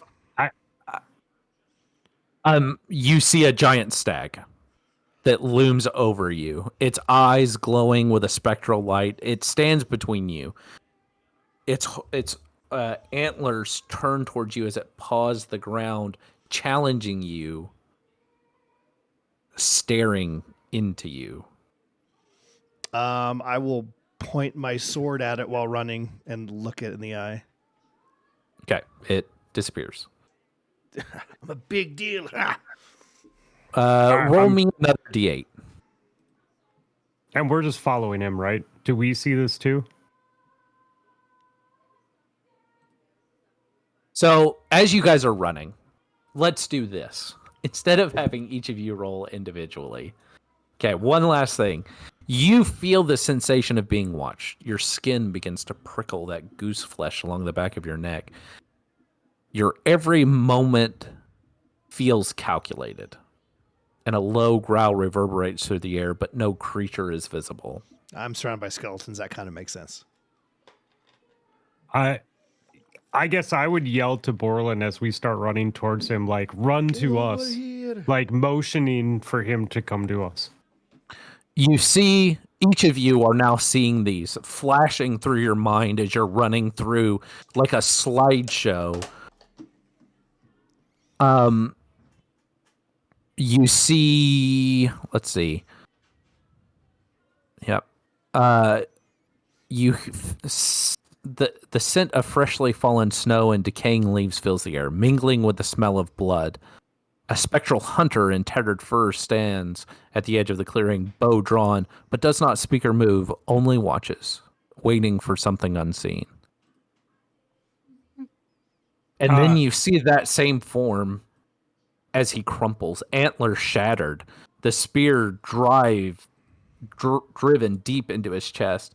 His voice echoes with a scream of betrayal and agony, and the ground shakes violently beneath his feet. Okay. So, as they're running, obviously some seconds have passed. So I would Yes. be doing my thing as well. Can I see if blood is still coming out of the wound where the spear is? It is pouring out of him, almost fountaining now. Okay. I want to try. Can I get close enough to him to reach the spear without being touched by the ooze? You can certainly try.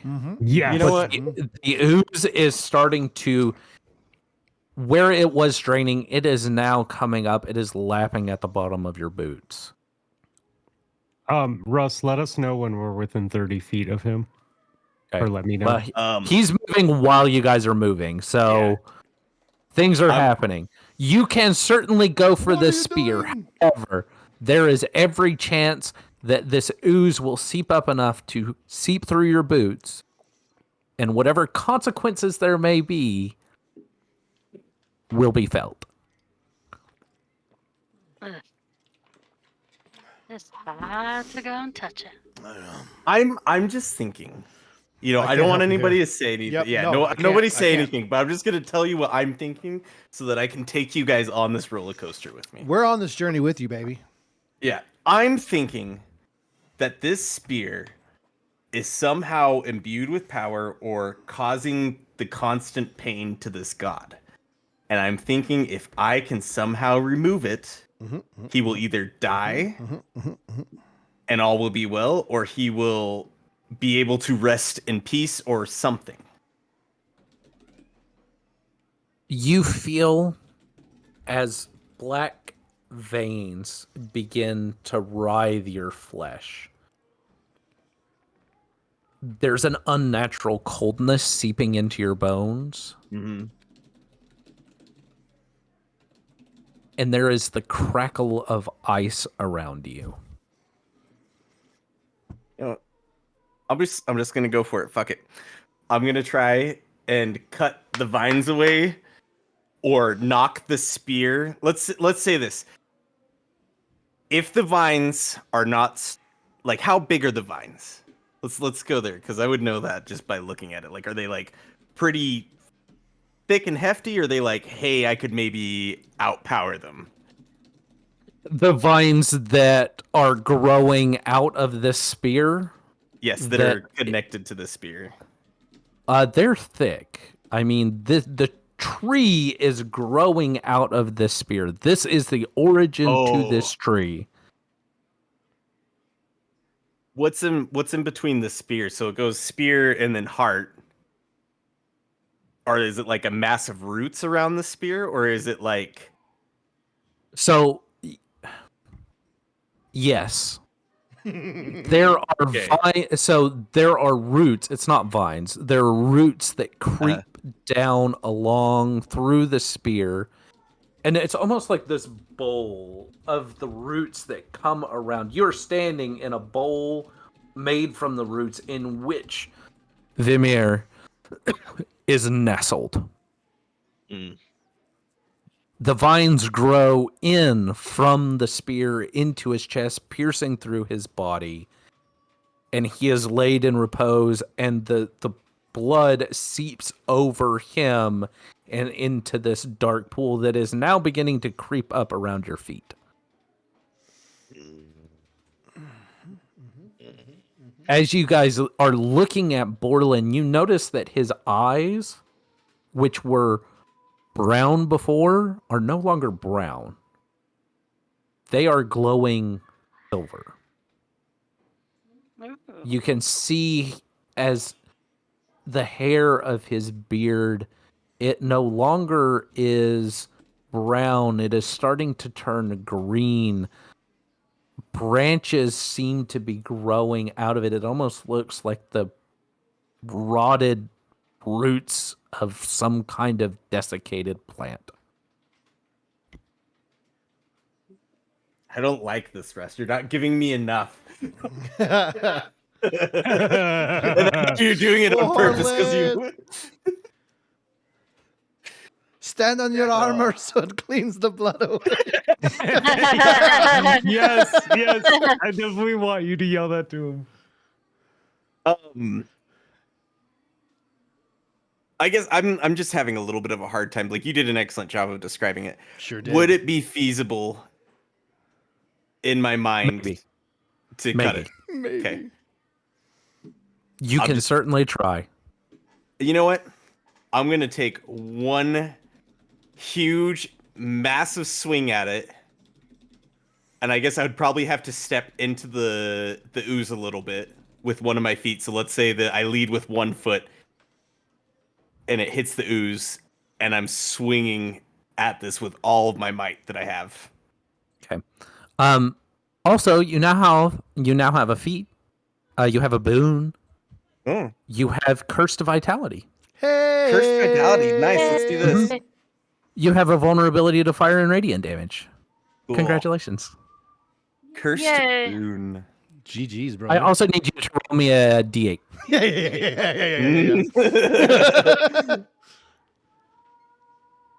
6. Okay. You take a swing. I need you to roll me an attack. It's been a while since I did that. Action. Like the damn it. What do I do? The hit? Yeah, the hit one. I see. Okay. So for this one, 17. Yeah, buddy. Okay. Let me check a thing here. And you solved all the problems. Congratulations. I don't know. The I went the demon wrong suddenly direction. appears and asks you to join him and Eleonora. Right. Be our Stay dwarven twink. That feat. How do I add that? Or because I'm not seeing Okay. cursed boon on here. That hits. Roll for damage. Excellent. Damage. Slashing. 15. Heck yeah. Okay. And then I want to do. Hang on. I know this. Give me a second. I'm gonna figure it out. Hanging on. I want to.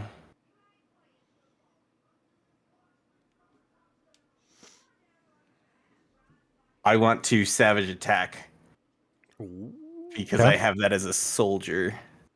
Okay. Oh wait. So once the turn, when you hit the target with weapon, you can roll the weapon's damage dice twice and use either roll against the target. Yeah. Let's do that. Savage attack, and then do I have to expend something for that? Nope. Okay. It's just a once a turn ability. Okay. I haven't been doing this the whole time. Excellent. That's okay. I forget it. I have it on Perk Cirrus. I forget it every All the time. Yep. It's more important later on when you can attack more than once a turn. Right. Then you're deciding when to use it. But yeah, right now when you only have one attack, it's like, oh hell yeah. Okay, we're sticking with the 15, and then I think there's something else when you learn.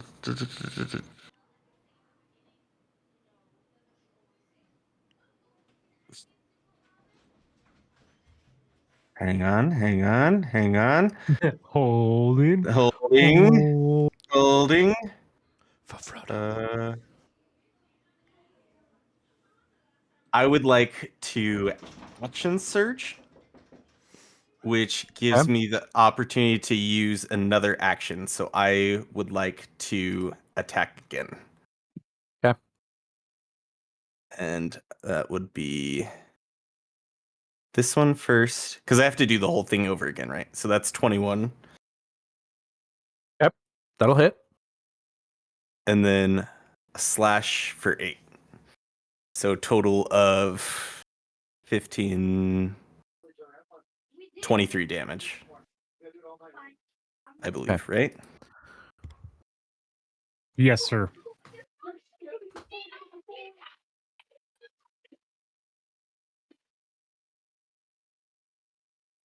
Russell wasn't thinking it was going this way. Um, Oh, it's so close. so you chop, and you are literally trying to chop a tree to break free this spear. Mm-hmm. And you have done significant damage. But each chop, as you chop through the skin of this tree, more ichor is flowing out of the tree and down. You are at a pivotal point. Mm-hmm. You can keep going, and you may be able to break this spear loose. But there are consequences. And you're already starting to feel them. You feel something. It's almost like a stabbing pain in your heart. And as you look down, you see what appears to be a branch that juts from your chest. A blackened, charred branch, almost in the shape of antlers. So naughty. You also can feel the other blights around you. You begin to feel one with the earth. And you feel whatever is living plants hates you. Borland, you're a Grey Warden. I can feel that the plants that are living hate me.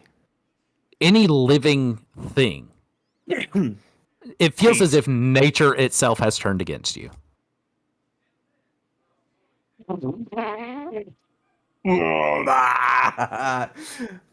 I either die or I tuck tail and run. Or We're you still solve all the running problems towards and you. become a god. Right, Yeah. you know, and Yeah. I feel like you're baiting me with that. And you Hey, know, man. It's not go home and be and have a nice nap. It's Dungeons and Dragons. Yeah, yeah, baby. no. Mhm. I think after I did that first swing, I think that's my only option is to keep on going forward in some sense. So then the question is,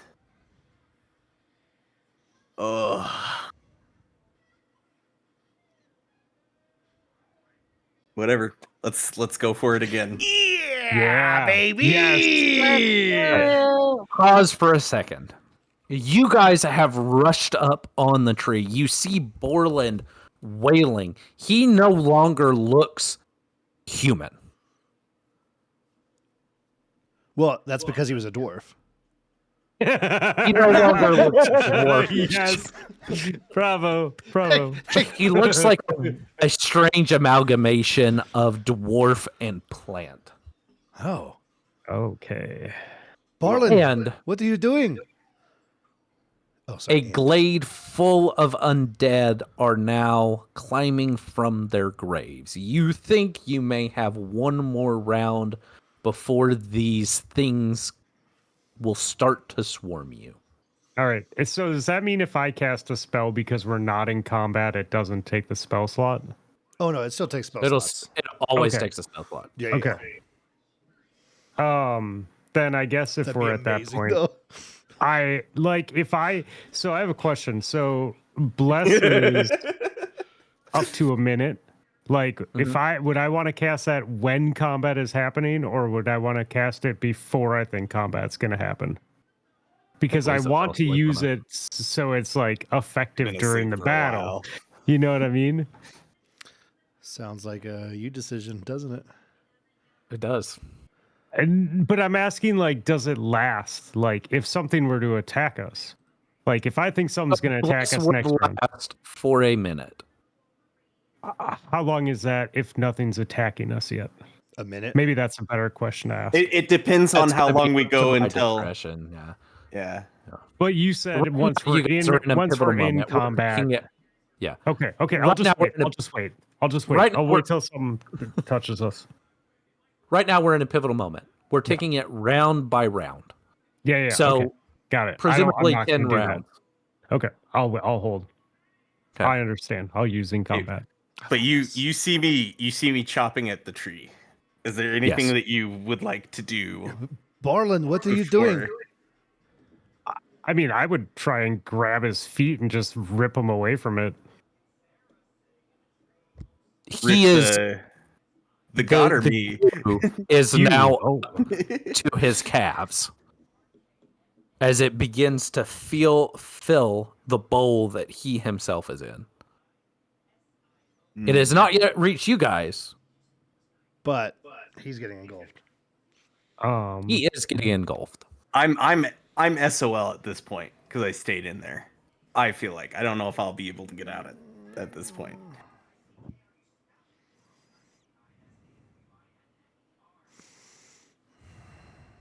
I mean, that I like, and we can, I guess I am I close enough to just grab him at this point or not yet? You would have to go into the Eiger, the blighted pond. To Yeah, be able that's to fine.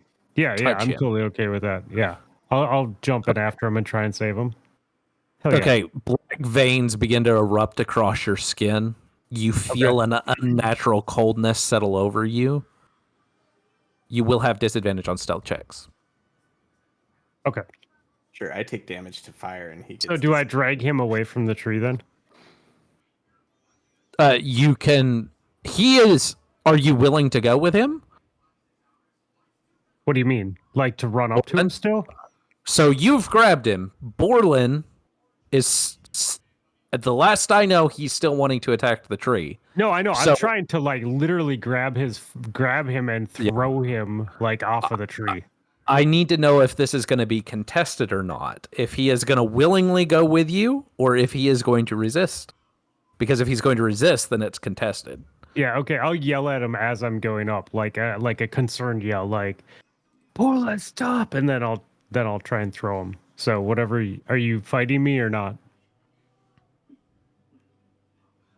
I think in this moment, I would be mid-swing, and my mind's already made that I have to either break it I like or it. die. Is basically like the thing that's in my head.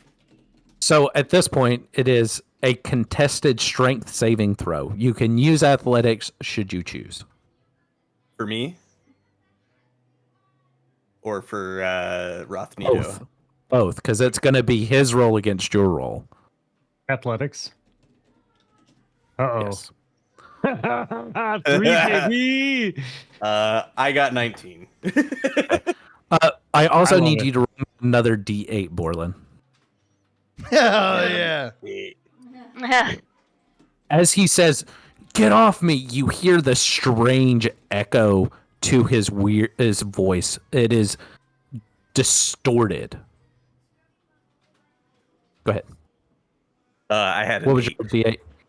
8. Mhm. The gloves that encapsulate your hands rupture as these claws erupt from your nails. You Turning. just had to go touch the tree. I'm turning.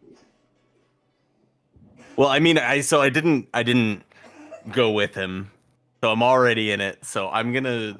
Yeah, now it is you go swings. Unless Yep. anybody else wants to do anything to interject at this point.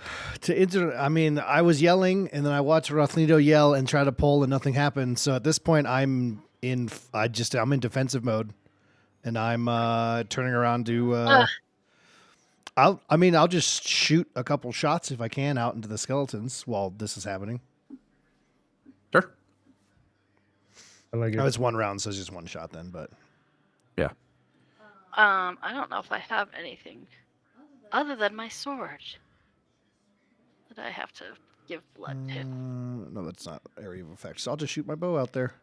Let's see what we can hit in this giant group of stuff. That's a natural one.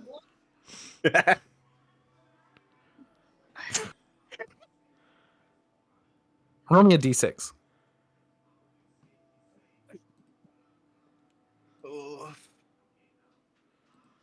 I'm gonna go talk to the dead god. 3. Roll for a hit. Okay, I'm sorry. You've already done that. Roll your damage. got it. 7. Is that it? Let me double check. Oh, there it is. 7 plus 6 radiant damage. So 13. That's going to be doubled. Good. Or the radiant damage is going to be doubled. Okay. So 12 plus 7 is 19 as an arrow strikes you in the back, Borland. Wow. That's insane because I was facing the opposite direction and shooting into skeletons. Yeah. I'm gonna. Okay. Well, so I had you roll a d6. Rothnita was 1. Yeah. Eleanor was 2. Yeah. Borland was 3. Yep. And then 4, 5, and 6 would have been you hit nothing. Yeah, no. Oh, no. I figured it's just in the moment. It's just funny how it looks because I was like, I'm going to shoot this way, and somehow it goes that way. It's just funny. So what do I get hit with then? I just get hit with 19 damage. 19 damage. Oh, what about my armor class? You rolled a 1. I'm gonna turn to Borland and I'm gonna be like, yeah, at least your armor looks shiny. The blood that flows from him is black. Hell yeah. Well, Okay, make your swings, Borland. let's do this. Borland, if you end up like drowning in this stuff, I want you to do the Terminator thumbs up as you go under for me. Can you do that? Sounds Absolutely. good. Thanks. Sounds good. I can definitely do that. So I rolled an 11. Does that hit? Yes. Okay. Then I will do damage. Okay, 22 for the first roll. I'm gonna throw it again. All right. 22. Okay. As you whack away, you have cleared enough space. You think the wood is cracked, it's frozen. It almost seems to explode under your axe blows. And you have the haft of the spear is sticking out exposed.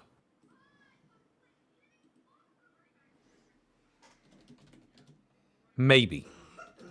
Now is your chance. I'm gonna. I need you to roll me another d8 Okay. Yes. as you begin now to feel these blights, No. and they seem to be listening to your commands. Ooh.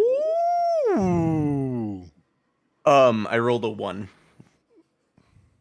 Your skin, those bark-like patches now are gone. Your skin is bark.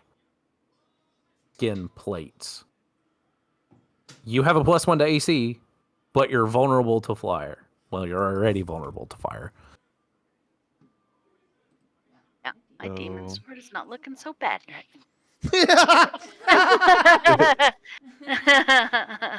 So how do I add the +1 to it? To the I'll throw these things on. They'll Okay. end up being like feats. Okay, perfect. just keep track of what all is happening to you. Hey. I'm turning into a tree. That's what I'm doing. Essentially, yeah. Okay.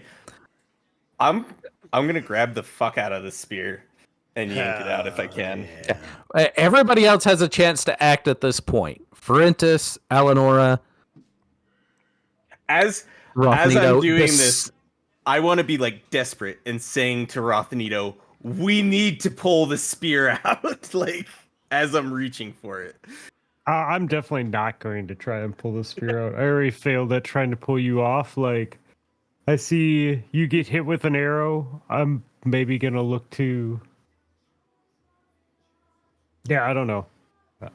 I'll see what. Well, I'll see what I'll be these guys shooting do. another arrow. Like they're up there figuring that out. I'm just in full defense mode. All right, Eleonora, what do you think? What are you gonna try and do? The skeletons are beginning to turn towards you guys. They begin to shamble their way towards you. But in the back, you see the blights as they begin to attack the back ranks of the skeletons.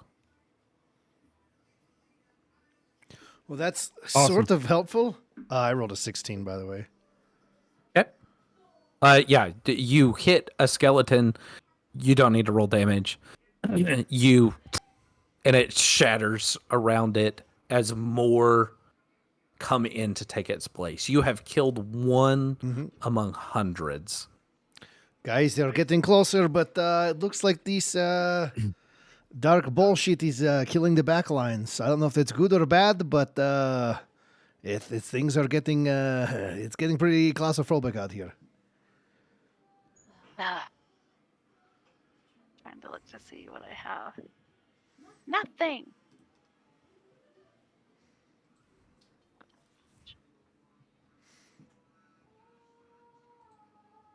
I appreciate you not shooting me again, Ferentis. It wasn't on purpose. Then I want to. It's a magic I want to arrow. just reach up. And I'm just gonna say, "Fuck it," and then reach up to help Borland pull the spear out. Hey! Yeah, there we go. Okay. Commit, baby. Eleanor, is there anything that you want to do before we move to that? Hang on. I'm reading. When Fluff heard there's hundreds of skeletons, oh, we're screwed anyways. But Oh yeah, it's a pretty hopeless moment. Yeah, I mean, I love he's shooting arrows like Eleanor's thinking about Desperately. what to do. I'm just like, all right, let's get. I can't pull you off. Might as well help you. well, you could pull me off, just not off the staff, off the spear, you know. If you would like, Eleanor, at this point, you can tell me that you would just like to help Ferentis defend, and we can handle this as a cinematic moment unless there is something specific that you would like to do.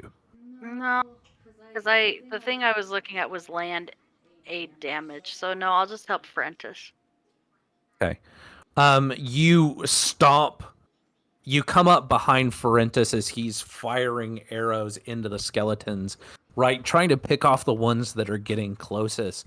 But he doesn't see the ones to his side, and you walk up and you just kind of stomp on the earth, and there's this kind of ripple of earth as the skeletons crumble in front of you. The two of you trying to hold off these swarms of skeletons in front of you as your two friends are reaching towards this spear, seeking to pull it from this dead god's body.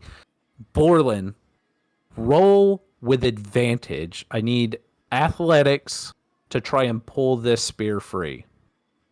You don't want strength? Athletics is strength. Oh, okay. Yeah. So 18 for the first Ooh. one. 18. Okay. I also need you to roll me a d8. Excellent. 6. Okay.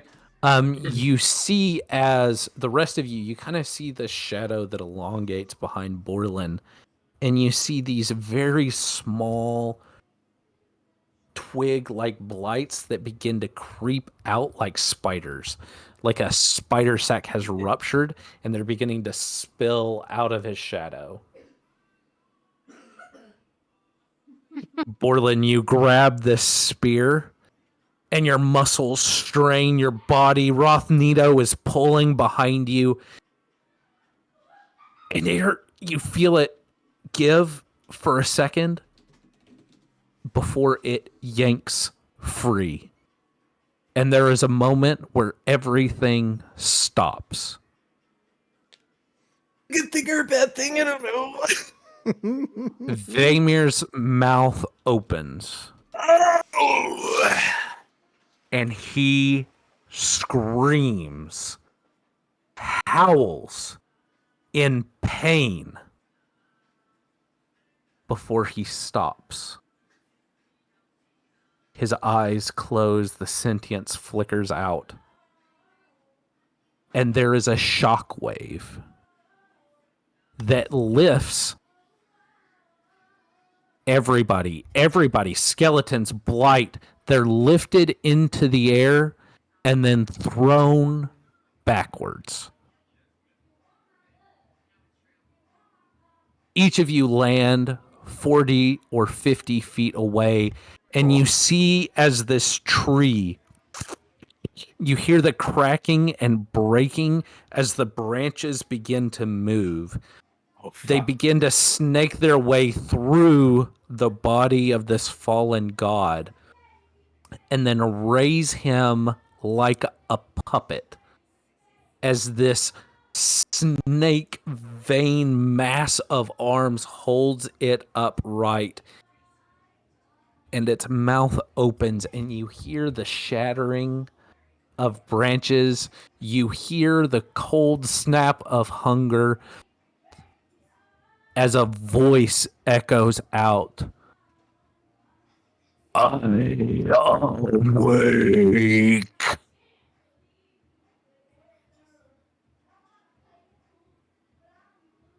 What are you guys doing? I mean, I Selling just let it. go of the spear. Is he still holding on to the sphere? Or the Yeah. spear? I mean, I think I Okay. just shit myself, probably. I mean, you is what I guys, did. we all But got at least it thrown cleans backwards itself. 50 feet, is what you said? Yeah. 40 to 50. Oh, So yeah, you guys yeah, aren't near yeah, the yeah. spear anymore. No. No. That's I right. am. You staring. have the spear in your hand, Borland. You pulled the spear out. Yeah. I'm gonna Branches, start you looking are- around for everyone to try and like make it a idea of where everyone is around me. Yeah, I'd be holding my sword in the air because it's on fire, and just like looking around, like what? And I'm obviously staring at the standing god, saying I'm alive again. That's As kind of they- something you don't see all the time. Yeah. I'm just looking at it like, oh, Probably, yeah. I'm gonna roll how fucking scared I am. That's what I'm gonna do. That's what I'm gonna do. Okay, I can move, but I'm in awe. I'm not terrified. Where I can't move, but I'm just like, holy fuck. I like that. And I'll be looking The around for blade- you guys. The blade in your hand is burning. This thing is evil. Oh God. Good. Literally. All right, I'll do the same then. On fear.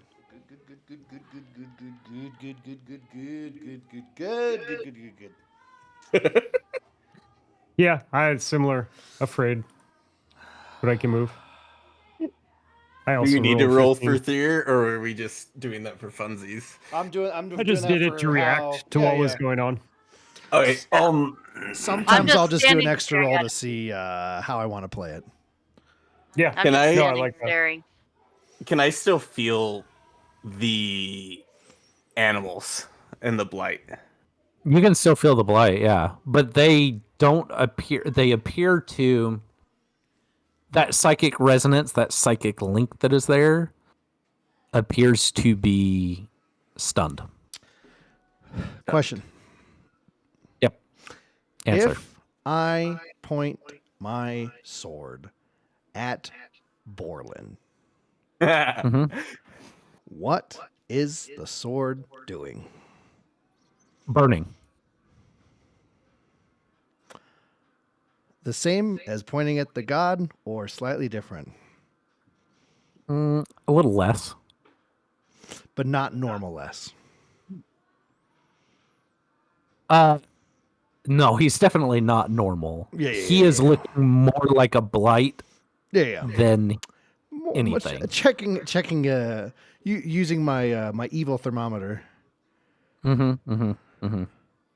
Uh, He in- doesn't in- necessarily seem evil as much as he is being corrupted. okay, so like in Fahrenheit, how evil is he? I don't know. Not quite freezing. 65 degrees. 65. Okay. There's hope. On a Scoville unit. Like, how many Scoville units is he? Yeah.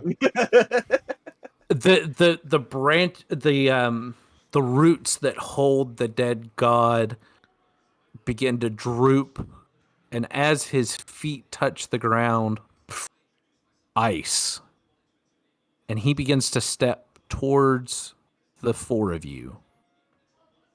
Each step a tremor. Ice like spears jutting up from where his feet touch. Is it like I'm around where running- his feet land? Yeah. I'm running towards these guys trying to gather us together so we're not split up. Like, Yeah. if You guys he's were moving, we're blasted trying to get in together. the same general direction. You guys are Okay. not far from each other. Okay. Everybody was blasted away. You guys are Borland? like at the edge of the clearing. Are you in there, Borland, buddy? Drop the spear. Borland, are you in there? I don't know if I want to drop the spear. The spear might be the only thing that we have against this god if he catches up to us. I want to try That's and a good grab point. it from him and throw it on the ground. Can we strength check each other again? Sure. Okay. What do you want? Borland? Athletics or strength or what? Buddy. Yeah.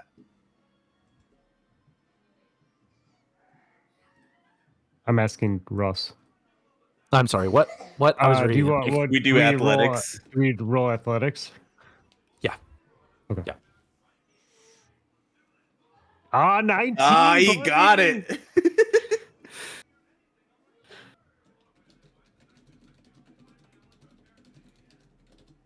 So Rothnito, you were able to take the spear from him? Yeah, I just want to throw it on the ground. Like, I just want to rip it and throw it down. It not even away from him, just down onto the ground. You have thrown the spear onto the ground. Okay. Hey. Is there any change in him?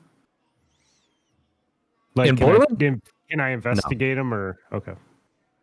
You don't need to. He is Okay. He is fine. He's still a Can evil you tree talk, man. Borland? Are you you or are you something else? Are you in there, my friend? Borland? I feel me. I Oh. just feel a little stiff. Thank goodness. I was worried we'd have to kill you. I didn't even know that was an option. Well, I mean, like if he was like super evil and like I'm going to kill everyone and rule the human race. You're telling me you're gonna kill me when you think I'm evil? Boom. I mean, if you're like 100% super evil, you know what I mean? Like destroy the world, enslave the human race. Like this fucking guy behind us, creeping up on us. He's right behind me, isn't he? I don't know if he's creeping up at this point. I need the god to make a stealth check. Yeah, it's a natural one. He is not hiding. Yeah. He does reach a hand, and the spear flies into it. The spear from the ground. Yep. It's a good thing you aren't holding it anymore, actually. Yeah, we got this for you. Or I could have yeah, go held for that. on to it.